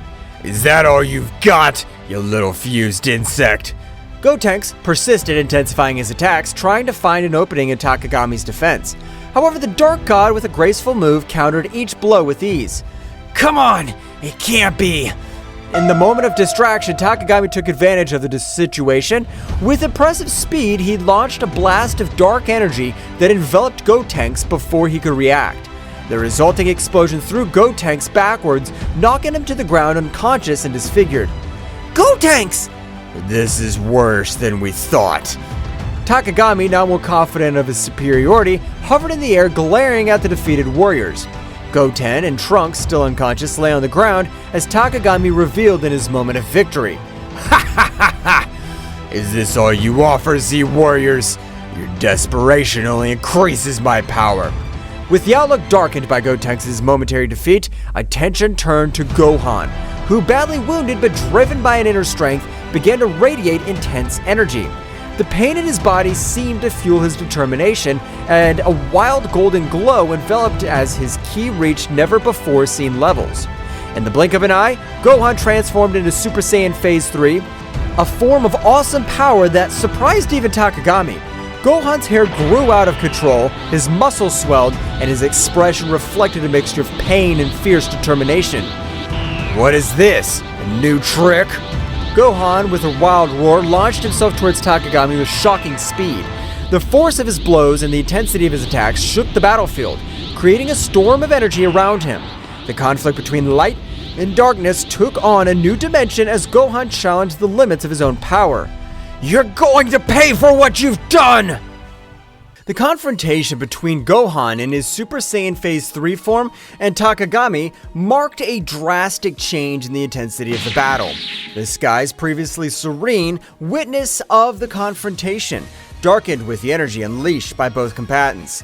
And each blow resounded like thunder in the vast and silent cosmic space, defying the tranquility of the stars watching from a distance.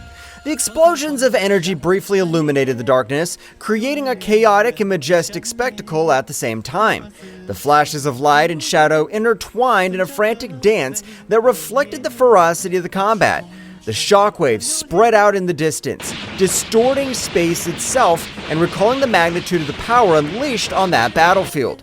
Each movement was a ballet of strength and dexterity, with Gohan and Takagami challenging each other in a battle that transcended the physical, entering the realms of the mystical and the epic.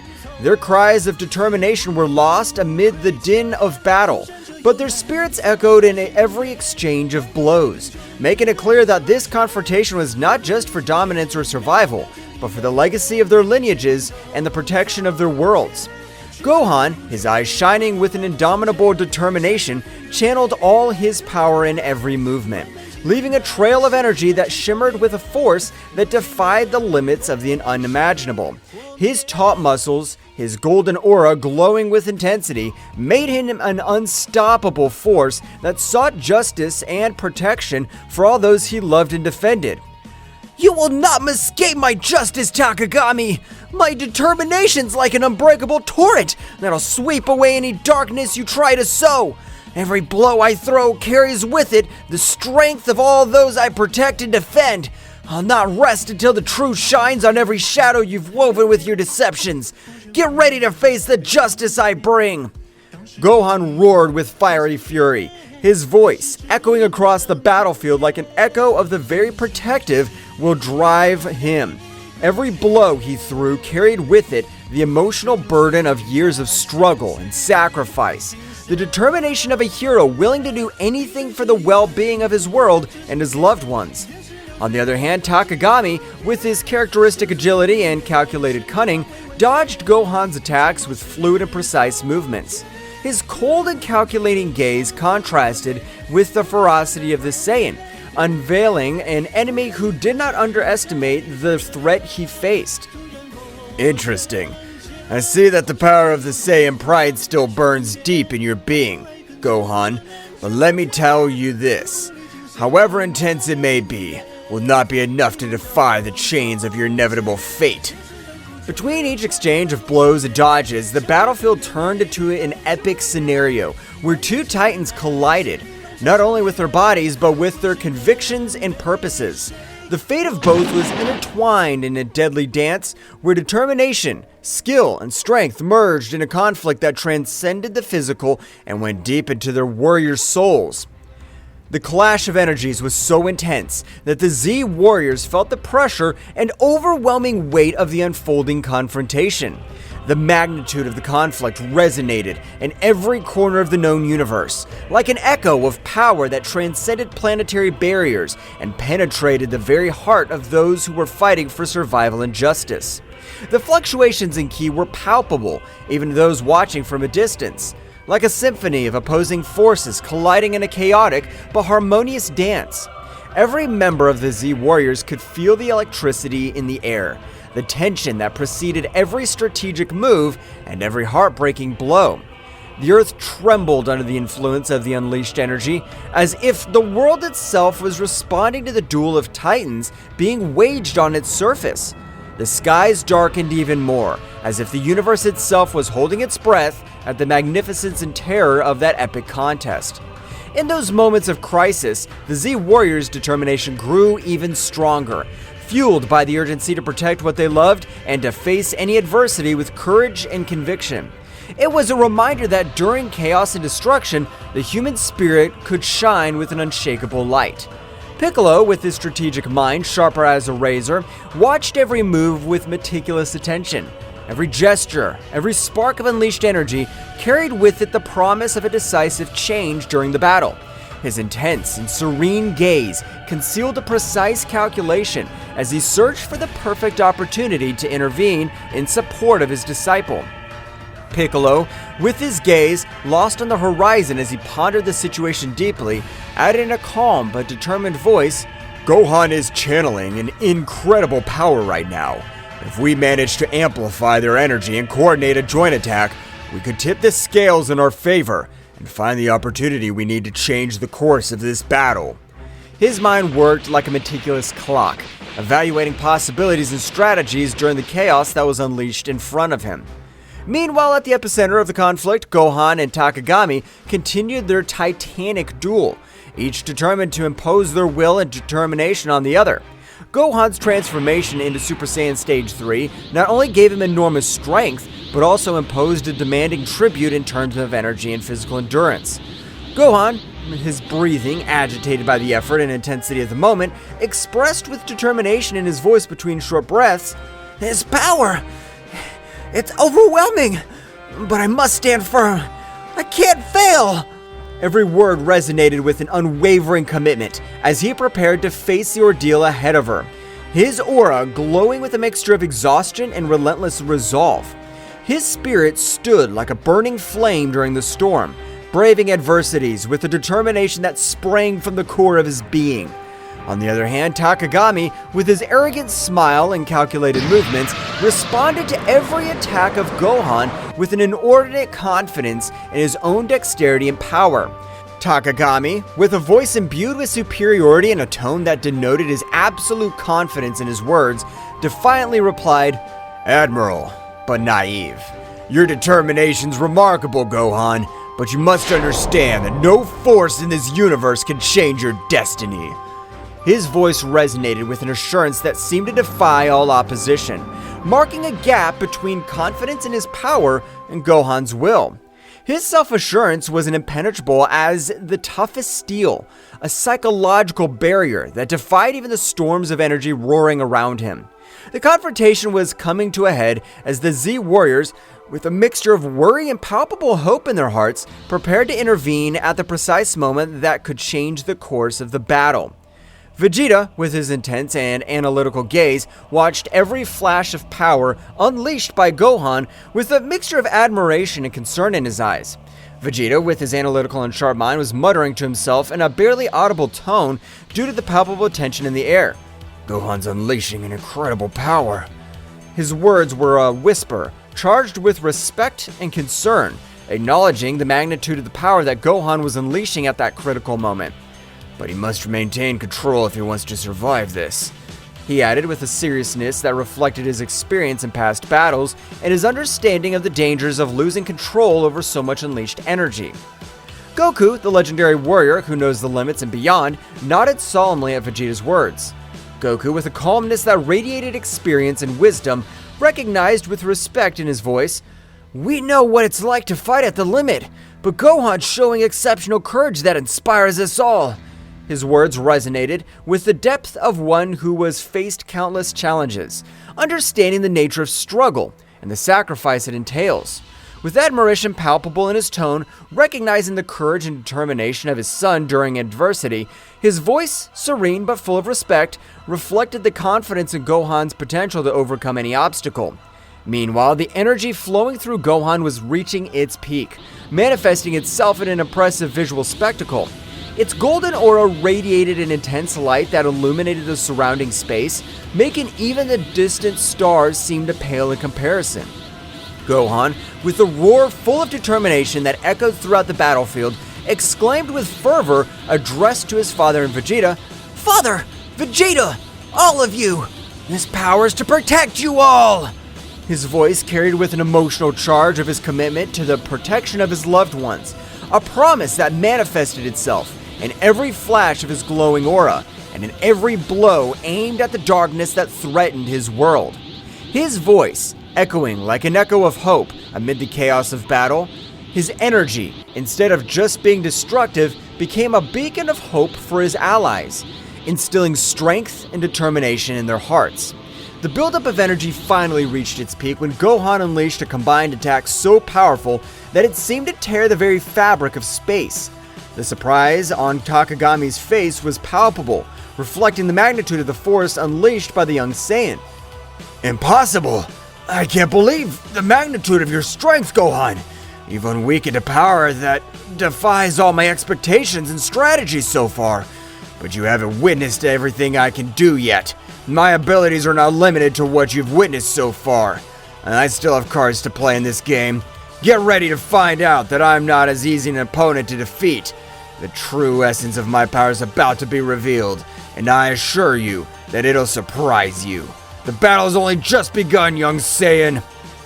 The resulting explosion temporarily blinded everyone present, enveloping the battlefield in a dazzling light that eclipsed even the brightest stars in the firmament. As the luminescence slowly faded away, it revealed an impressive but also disturbing scene. Gohan, still in his Super Saiyan Stage 3 form, was still standing, his figure slender but visibly exhausted at the limit of his strength. "What? Was that enough?" He was panting between short breaths, his eyes reflecting a determination that defied the fatigue that overwhelmed him. But Takagami emerged from the rubble with a defiant smile on his face, was making it clear that the battle was far from over. "You're barely scratching the surface, Gohan. Your power is awesome, but you can't beat the darkness that is hanging over you. Your determination's commendable, but the real battle is beyond what you can imagine. My shadows are deeper, and my power is vaster than you think. Get ready to face the true essence of the dark power." Gohan's energy was fluctuating, a clear sign that his transformation was reaching its limit. The Z warriors watched with anxiety and determination as the battle reached a critical point. Victory seemed elusive, but their fighting spirit remained unwavering in the darkness that threatened to devour them all. "No! I can't give up this power! It's to protect everyone! To my family! To the earth!" Each word came out between agitated breaths, but charged with an unwavering determination, revealing the deep sense of responsibility and love that drove their struggle. His voice, though weakened by the effort, resounded with a firmness that defined the adversities he faced. Oh, what a pathetic nobility! Do you think you can fight my darkness with simple desires for protection? Your strength is impressive, but your naivety condemns you. Don't you understand that in this world, nobility and desires for protection are as fragile as glass in front of the tide? No matter how much power you possess, the darkness will always find a crack through which to infiltrate and corrupt everything you value. It's only a matter of time before you realize the futility of your efforts, Gohan. Gohan, his aura flickering, braced himself for another assault, feeling every fiber of his being burning with determination. However, the accumulated fatigue and the marked wounds on his skin were beginning to take their toll, weighing like chains on his struggle. Every move was a battle against exhaustion and pain, a test of endurance that tested his courage and perseverance. The vision of Takagami, his implacable enemy, distorted slightly before his fatigued eyes, reflecting not only the tumult of the physical battle, but also the dark and twisted connection Takagami maintained with the source of power that fed him. This connection, like a cursed bond, gave Takagami a ruthless strength, but also dragged him into the maelstrom of corruption and out of control. During the fray, Gohan found himself facing not only a formidable opponent, but also the shadow of an evil influence that threatened to consume everything. Every blow thrown and blocked resonated with the intensity of an epic battle between light and darkness, between the determination of a hero and the seduction of a dark and forbidden power. Despite the adversities and uncertainty that surrounded him, Gohan clung to hope like the beacon in a storm, remembering the bonds of friendship and love that drove him to move forward. Every beat of his heart resonated with the will to protect what he valued most in the world, facing the challenge with courage and sacrifice, knowing that true strength lay in his indomitable spirit and in his determination to never give up in the face of the darkness that threatened his world and soul. Gohan, don't wear yourself out too much. Stay focused and in control. Remember, that true strength lies not only in raw power, but in the ability to stay calm and think strategically amid chaos. Do not underestimate your opponent, and do not get carried away by blind rage. That determination must be backed by intelligence and control. Make every hit count, and don't get distracted from your goal. His words, full of advice and warnings, sought to remind Gohan of the importance of the mind in battle, in addition to physical strength. The Super Saiyan Phase 3 form consumes a lot of energy. Gohan needs to find a balance between his power and his stamina. He must learn to control the flow of his ki to maintain his strength without exhausting himself quickly. The key is efficiency. Every movement must be precisely calculated and executed to maximize the impact without wasting energy. It's a challenge to master this state, but if Gohan manages to find that harmony, his potential will be truly formidable. His words, full of experience and knowledge, sought to guide Gohan towards a better understanding of how to use his power without compromising his endurance in battle. As Gohan and Takagami continued their confrontation, Goku's eyes, a symbol of hope for everyone, shone with determination during the intense strife. His strategic mind was working at full speed, analyzing every move of his son and enemies to find the perfect crack in Takagami's defense. Every glimmer in his gaze reflects years of training, epic battles, and an unwavering desire to protect those he loved. In the distance, Vegeta stood in a fighting position, his Saiyan pride burning like an unstoppable flame. His defiant aura and combat experience combined into a formidable force, ready to unleash his power at the precise moment. Piccolo, with his calculated serenity, was watching the battle with sharp eyes, ready to strategically intervene and balance the scales in favor of his comrades. Meanwhile, Goten and Trunks, the young warriors, were in the middle of the recovery process after the intense confrontation against Takagami. Despite their damage received, his determination did not waver. Both focused on channeling their ki with precision, taking advantage of every breath to restore their energies and strengthen their bodies. Goten, with his indomitable spirit and his face marked with determination, closed his eyes with concentration as he felt the flow of vital energy revitalize his fatigued muscles. We have to be ready to return to the battle at any moment, he thought to himself, remembering the responsibility he shared with his friend Trunks to protect his family and his home. On the other hand, Trunks, with his mind focused and his ki shining with renewed intensity, was striving to reach an optimal state of recovery. We can't afford to let our guard down, he reflected, aware of the challenges they still faced and the need to be prepared to face any adversity that stood in their way. Both young warriors knew that the battle was not over yet. With determination in their hearts and their ki channeling with precision, they were preparing for the next chapter in their fight for the protection of their world. Gohan's giving his best. His strength and determination are impressive, but we need to find an opening to channel more energy towards him and empower his power to the fullest. We must all join forces and find a way to support him in this crucial battle. Our connection as a family and as a team is our greatest strength. Let's make every hit and every effort count to protect our home and those we love. His words, full of determination and hope, reflected his confidence in the team's ability to overcome any challenge when working together. Your resistance is admirable, but useless. My power is absolute. No matter how much they fight, they won't be able to stop me. My strength is unshakable, and my determination relentless. There is no escape from my dominion. It's time for you to give up and accept your fate under my control. Every word was loaded with arrogance and certainty as Takagami continued to unleash his dark power with ruthless ferocity. Gohan, with a superhuman effort, managed to deflect Takagami's attacks and counterattacked with a burst of brilliant energy. The collision of powers created a shockwave that shook the nearby atmosphere. I will not allow you to destroy what I love. My bonds and my strength are greater than any darkness you could throw. I'm ready to face any challenge and overcome any obstacle to ensure a secure future for everyone. There will be no place for destruction in my world. Your emotions make you weak, Gohan. The real strength lies in the darkness. Your love and your bonds are chains that prevent you from reaching your true potential. Don't you see that the darkness offers unlimited and unrestricted power? Abandon your illusions of grandeur, young Saiyan. Face the truth that only darkness can bring you true strength and absolute dominion over the world. Every word was imbued with an icy arrogance and a fanatical belief in the corrupting power of darkness. Takagami sought to sow doubts and weakness in Gohan's mind, challenging his conception of strength and courage. The struggle became more intense with each pressing moment. Gohan, despite showing obvious exhaustion with every short breath, remained firm and undetermined, refusing to back down from the challenge Takagami posed. His eyes reflected an unwavering determination as he faced the malevolent machinations of his enemy.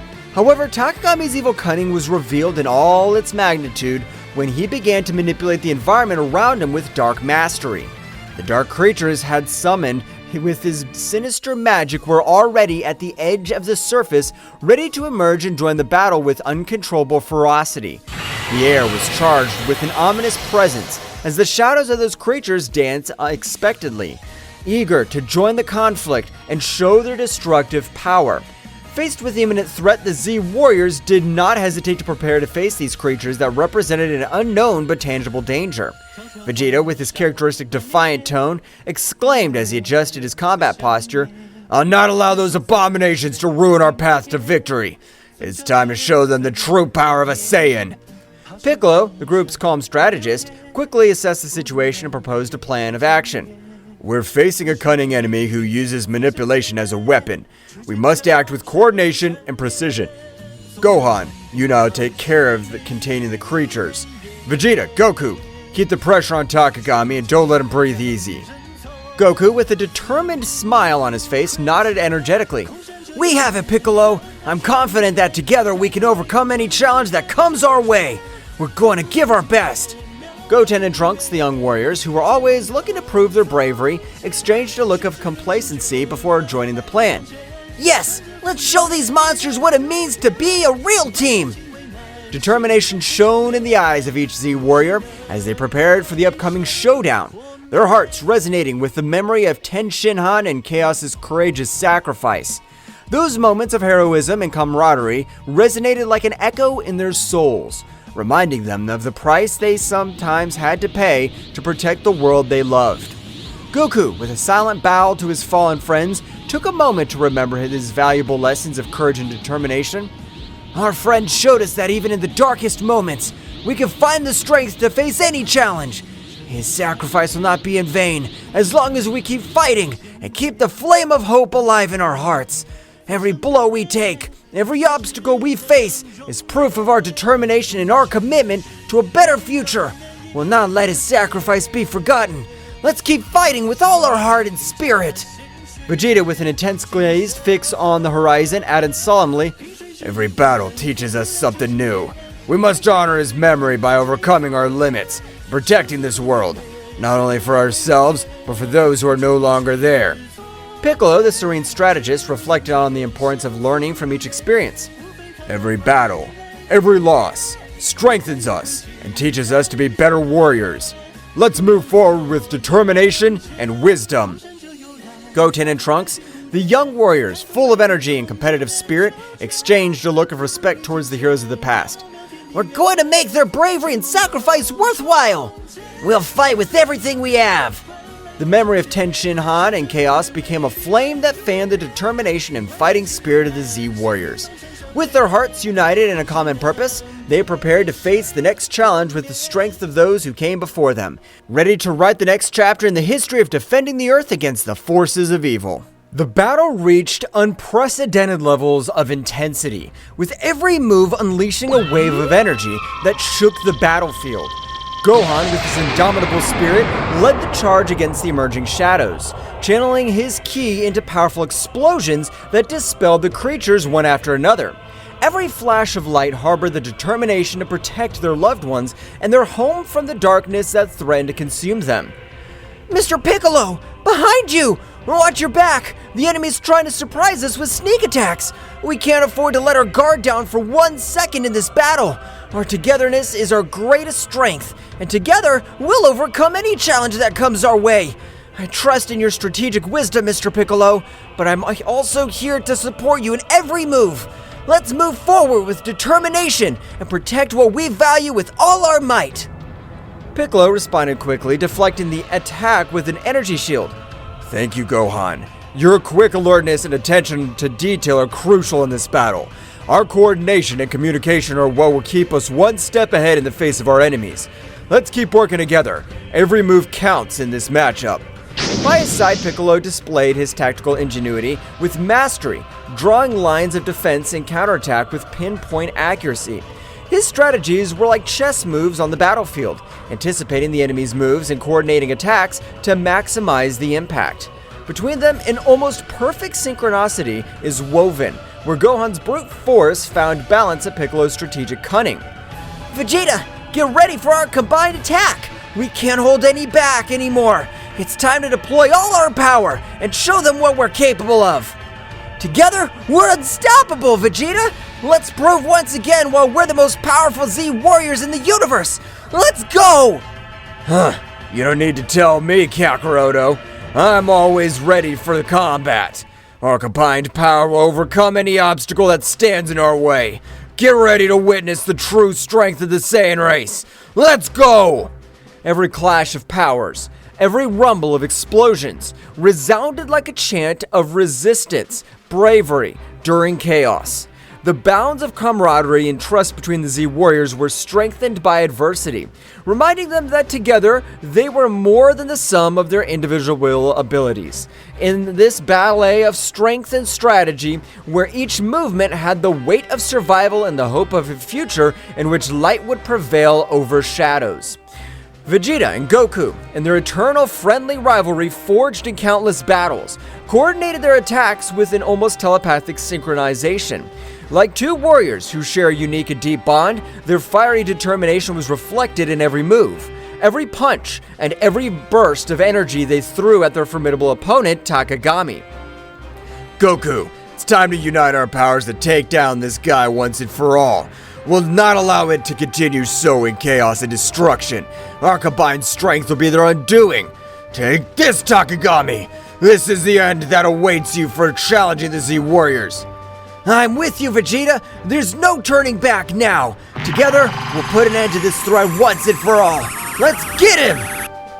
The latter, a formidable adversary in his own right, was forced to quickly divert his attention between dodging the quick and precise strikes of the Saiyans and dealing with the strategic cunning of Gohan and the tactical prowess of Piccolo. Don't underestimate my power, Saiyans. My abilities go beyond what you can imagine. Your determination's admirable, but it won't be enough to stop me. Get ready to know the true darkness that resides in this universe. The frantic dance of attacks and defenses between the protagonists became a ballet of opposing forces, where speed and power merged into an unparalleled combat choreography. Each shock of energy unleashed explosions of ki that lit up the sky like shooting stars on a stormy night, painting the firmament with flashes of power and determination. The battlefield was transformed into an epic scenario where the fates of the combatants were intertwined in a cosmic drama of legendary proportions. Gohan, now's your time to shine. Use this opportunity to show your true power and determination. We're all counting on you to turn the tide of this battle. Don't hold back. Give your best and make every hit count. The fate of everyone depends on your courage and strength in this crucial moment. Come on, Dad! Mr. Piccolo! We won't stop until we beat you! Our determination's stronger than ever, and together, we're unstoppable! This is our moment to show that together, we can overcome any obstacle! Let's trust in our bonds and fight with everything we have! Meanwhile, Gohan's relentless determination and Piccolo's tactical wisdom added layers of complexity to the conflict, consistently challenging Takagami's strategies and moves. The intensity of the confrontation reached its peak, and with each hero and villain deploying their maximum potential in search of victory. Amid the chaos of battle, friendship and honor and inner strength shone as beacons of hope in a universe fraught with unfathomable challenges and dangers. Goten and Trunks, following the meticulous plan laid out by Piccolo to the latter, demonstrated a perfect synchronization that bordered on the supernatural. As young Saiyan warriors, their connection was more than a simple strategic alliance. It was the manifestation of a deep and lasting friendship, forged in countless shared trainings and battles. Every movement, every gesture, flowed between them in an innate harmony that only the strongest bonds could sustain. Goten, your task is to maintain the defensive perimeter. Don't let anything surprise us from behind. Trunks, look for any opportunity to counterattack. We need to take advantage of every gap in their defense to turn the tide in this battle. Understood, Mr. Piccolo. I'll be attentive and make sure that nothing takes us by surprise. Following Piccolo's instructions, Goten unleashed bursts of energy with the dexterity and speed typical of the Saiyan lineage. Come on, Trunks. Let's keep the pressure on. Let's not give up and take every opportunity to move forward. His attacks were precise and forceful, outlining a defensive perimeter around the group with an intensity that left his opponents breathless. Meanwhile, Trunks, a skilled wielder of the energy sword, executed precise and elegant cuts that perfectly complemented Goten's strategic defense. Don't let any of them through, Goten. Keep our front safe while we look for weaknesses in their formation. Let's keep pushing. Each movement drew lines of glowing energy in the air, creating a dynamic and effective wall of protection that neutralized any threat that dared to get too close to their companions. The combination of Goten and Trunks' skills not only demonstrated their individual mastery, but also their ability to work in a team in a fluid and coordinated way. Their actions were not only the result of practice and training, but also of a deep mutual understanding that allowed them to anticipate each other's movements with pinpoint accuracy. On the battlefield, the symbiosis was their greatest strength, making them an unstoppable force that courageously and determinedly defended those considered their family and home.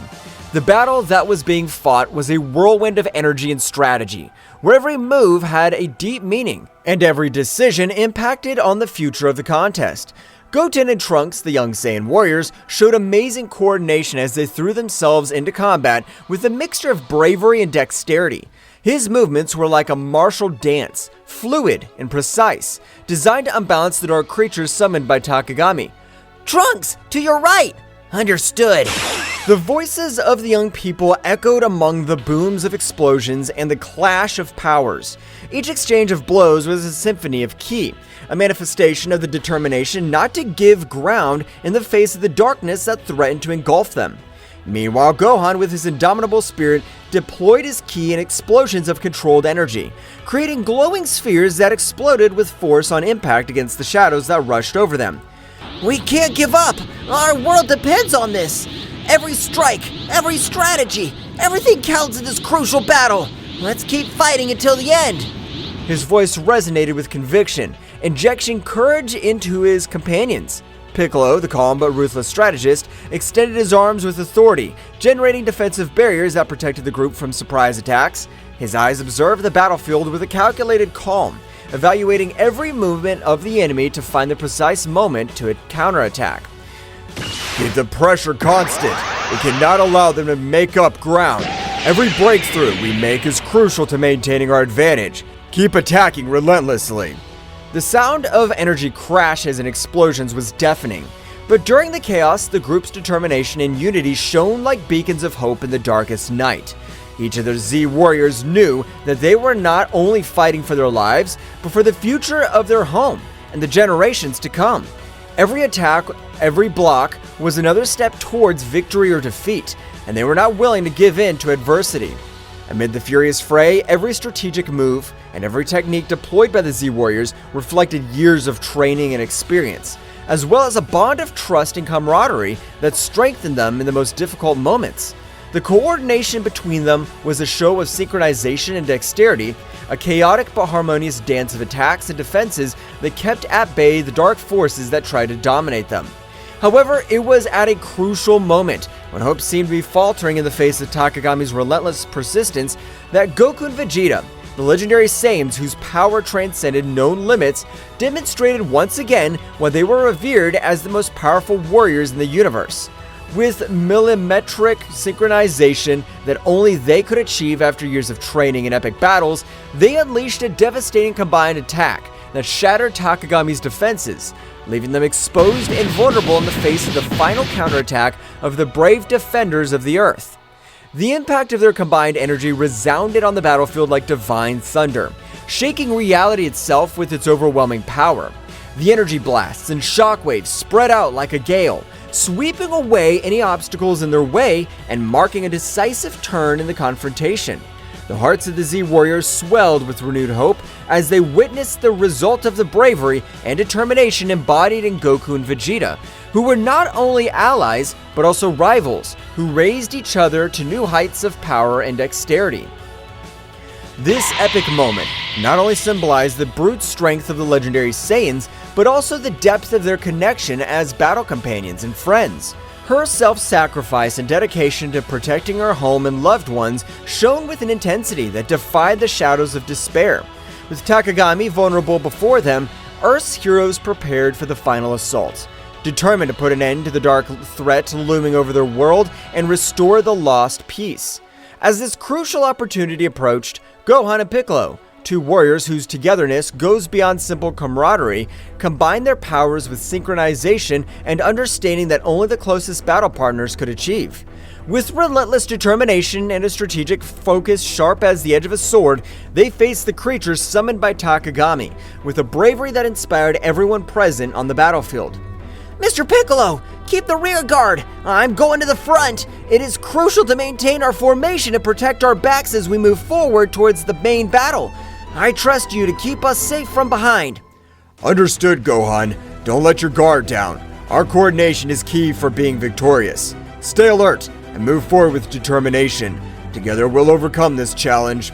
Gohan's energy, bright and powerful as the sun as it peaks, was intertwined with Piccolo's tactical cunning and dexterity, creating a symphony of power and skill that defied expectations. Each coordinated movement between them was a masterful combined dance, where offensive and defense intertwined in a lethal harmony. The creatures summoned by Takagami, who once posed a formidable threat, now found themselves at a disadvantage in the face of the unbreakable union of these two exceptional warriors. The battlefield lit up with flashes of brilliant energy as Gohan and Piccolo unleashed their full potential, overcoming every obstacle with steely determination and calculated strategies. The trust between them was palpable, a connection that transcended words and manifested itself in every punch and every block. With each enemy defeated, their path to Takagami cleared, bringing them closer and closer to the final victory they sought to protect their world and their loved ones. Gohan, you need to buy time. I will prepare my best attack to defeat these creatures. I trust you can keep them busy while I get ready. Together, we can change the course of this battle. Mr. Piccolo, I'll do my best to buy time. My goal is to keep these creatures at bay as long as possible so I can prepare their attack. Trust me, I won't let you down. The moment of truth was approaching, and Gohan was advancing with a firm step, while Piccolo prepared his best attack to defeat these creatures summoned by Bahamut's disciple and put an end to the darkness that had threatened his home. His fiery determination was a beacon of hope for those who witnessed his courageous struggle, reminding them that strength lies in the unity and indomitable spirit of those who fight for justice and peace. The critical moment came when every move decided the fate of the battle. Gohan, in a last effort, took his final form. With his bright and determined aura, advanced to the front of the battle line, facing the dark creatures with a mixture of bravery and strategy, as he blocked the onslaughts of the shadows with his dazzling ki. The creatures summoned by Takagami were not easy rivals to beat, but Gohan in his ultimate form took a lot of confidence and began to face the creatures they are facing. Gohan knew that keeping the creatures at bay was crucial to allowing Piccolo to unleash his full power. While Gohan struggled to contain the shadows with his fast movements and powerful attacks, Piccolo concentrated his energy preparing for the most powerful technique. The tension on the battlefield was palpable, but there was no room for doubt. Confidence in their abilities and in their partner was the key to facing the darkness that threatened to consume them. Gohan, keep it up. You're demonstrating exceptional courage and impressive mastery on the battlefield. Every movement of yours is a barrier that prevents the advancement of these creatures. It's crucial that you hold this firmness for a few more moments while I finalize the preparations for my final ultimate technique. I have full confidence in your abilities and determination.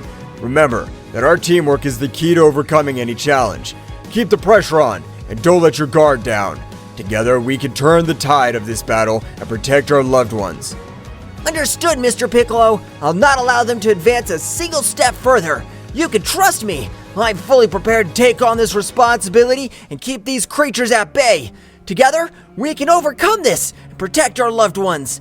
My determination's unwavering, and I'll not back down in the face of this challenge, because I know that every stroke I stop here is a step towards victory. Our teamwork and mutual trust will give us the strength to prevail in this battle. Let's show them what we're capable of and write our own destiny in this struggle. The scene unfolds with increasing intensity as Gohan definitively plunges into the maelstrom of combat.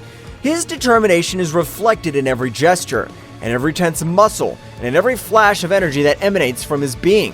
The creatures summoned by Takagami's nightmarish creatures with twisted shapes and burning eyes fiercely advance towards Gohan, seeking to overwhelm him with their numbers and their uncontrolled fury. Gohan, however, is not daunted. His ki shines around him like an aura of power, marking every movement with a clear purpose. When the first creature lunges with sharp claws, Gohan responds with a precise block, channeling his energy to stop the attack with a glowing barrier. The resulting impact makes the ground tremble under his feet, but Gohan remains steadfast, his eyes fixed on his opponent. Each subsequent blow is an exhibition of martial skill and ki control. Gohan moves with grace and speed, dodging the onslaughts of creatures with fluid movements, and countering with calculated blows. His fists and legs turn into bursts of energy, hitting the enemies with force and precision. Each impact causes bursts of energy that light up the battlefield, drawing bright arcs in the air and kicking up swirls of dust around them. The creatures do not retreat easily. Their resistance is stubborn, and their thirst for destruction is insatiable. Gohan is forced to deploy more advanced techniques, combining his speed and strength with concentrated energy attacks.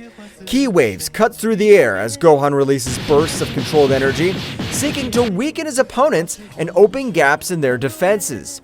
Every block, Every dodge is a dance of anticipation and reaction. Gohan relies on his training and his intellect, reading the movements of the creatures, responding with precise movements.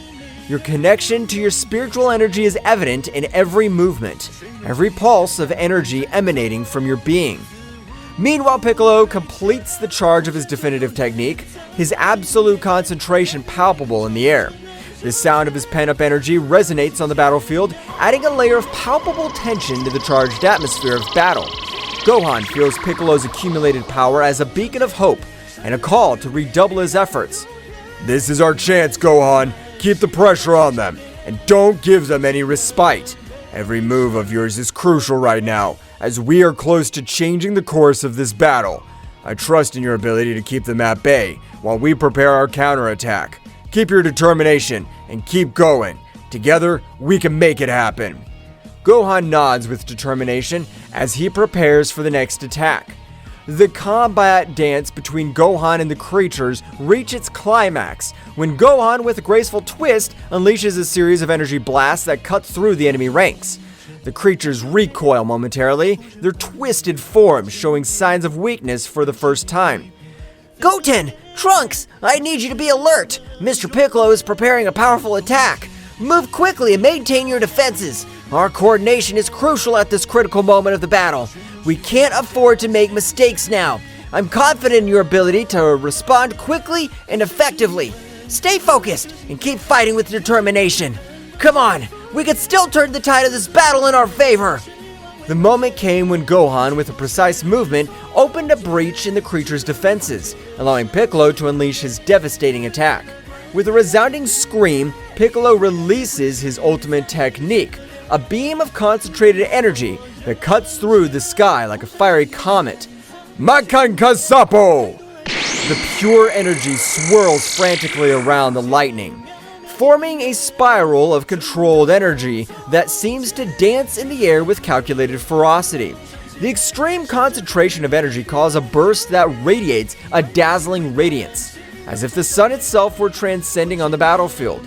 The energy beam, with its incomparable power, transverses the enemy ranks with pinpoint accuracy, neutralizing the creatures with an amazing efficiency that takes the breath away of those who witness its devastating impact. The initial explosion is only the prelude to the destruction that is unleashed. The torrent of concentrated energy envelops the creatures in a lethal embrace, eroding their forms with an overwhelming intensity. Each wave of energy emanating from the ray is like a chisel, carving out space itself, gradually disintegrating the creatures that meet its path with an inexorable inevitability. The show is both majestic and terrifying, with the energy displayed manifesting in vibrant colors that collide and intertwine in a chaotic dance. The controlled destruction leaves in its wake a trail of disintegration that seems to defy the very laws of physics, demonstrating the supreme power that resides in the hands of those who master the arts of combat and energy control. The battlefield gradually quieted down, the dark threat dissipating with each defeated creature. Gohan and Piccolo, breathing heavily, but with a satisfied smile, met in the center of the battlefield, knowing that their teamwork and determination had tipped the scales toward victory. Now, with the road to Takamagami clear, they were preparing for the final assault, confident that their union would return their greatest strength. The battlefield gradually quieted down, the echo of controlled destruction echoing through the air as the enemy creatures vanquished before the combined might of Gohan and Piccolo. The glow of the dissipated energy hinted at the near victory, marked by the determination and teamwork of the brave warriors Z, Gohan, and Piccolo. Breathing heavily but with a smile of satisfaction on their faces, met in the center of the battlefield, exchanging looks of complicity that spoke of a bond forged in battle and camaraderie. Meanwhile, in another part of the battlefield, Goku and Vegeta were facing Takagami in an epic duel that defied the limits of known power. With their faces marked with determination and their eyes shining with a fierce intensity, the two legendary Saiyans demonstrated once again why they were considered the most powerful warriors in the universe. His movements were like a whirlwind of quick attacks and precise defenses, each strike resounding like thunder in the energy-charged air. Vegeta, keep the pressure on. Let's finish this together. Of course, Kakarot. I'm not gonna let this guy beat us. The intensity of their confrontation filled the battlefield, making the ground shake with every energy shock. Takagami, although powerful, was in a challenging position in the face of the unstoppable combination of Goku and Vegeta. I'll not underestimate your power, Saiyans. I recognize their bravery, but their determination will not be enough to stop me. My strength is unshakable. My power is unstoppable. Get ready to face the real darkness. What will happen next? Find out in the next chapter. Well, guys, this is all for today's chapter. I hope you liked it and it was to your liking. Now, don't forget to leave your powerful like, Supreme God level, comment, and subscribe. Now, without further ado, see you in a new video. Until next time. Black girl,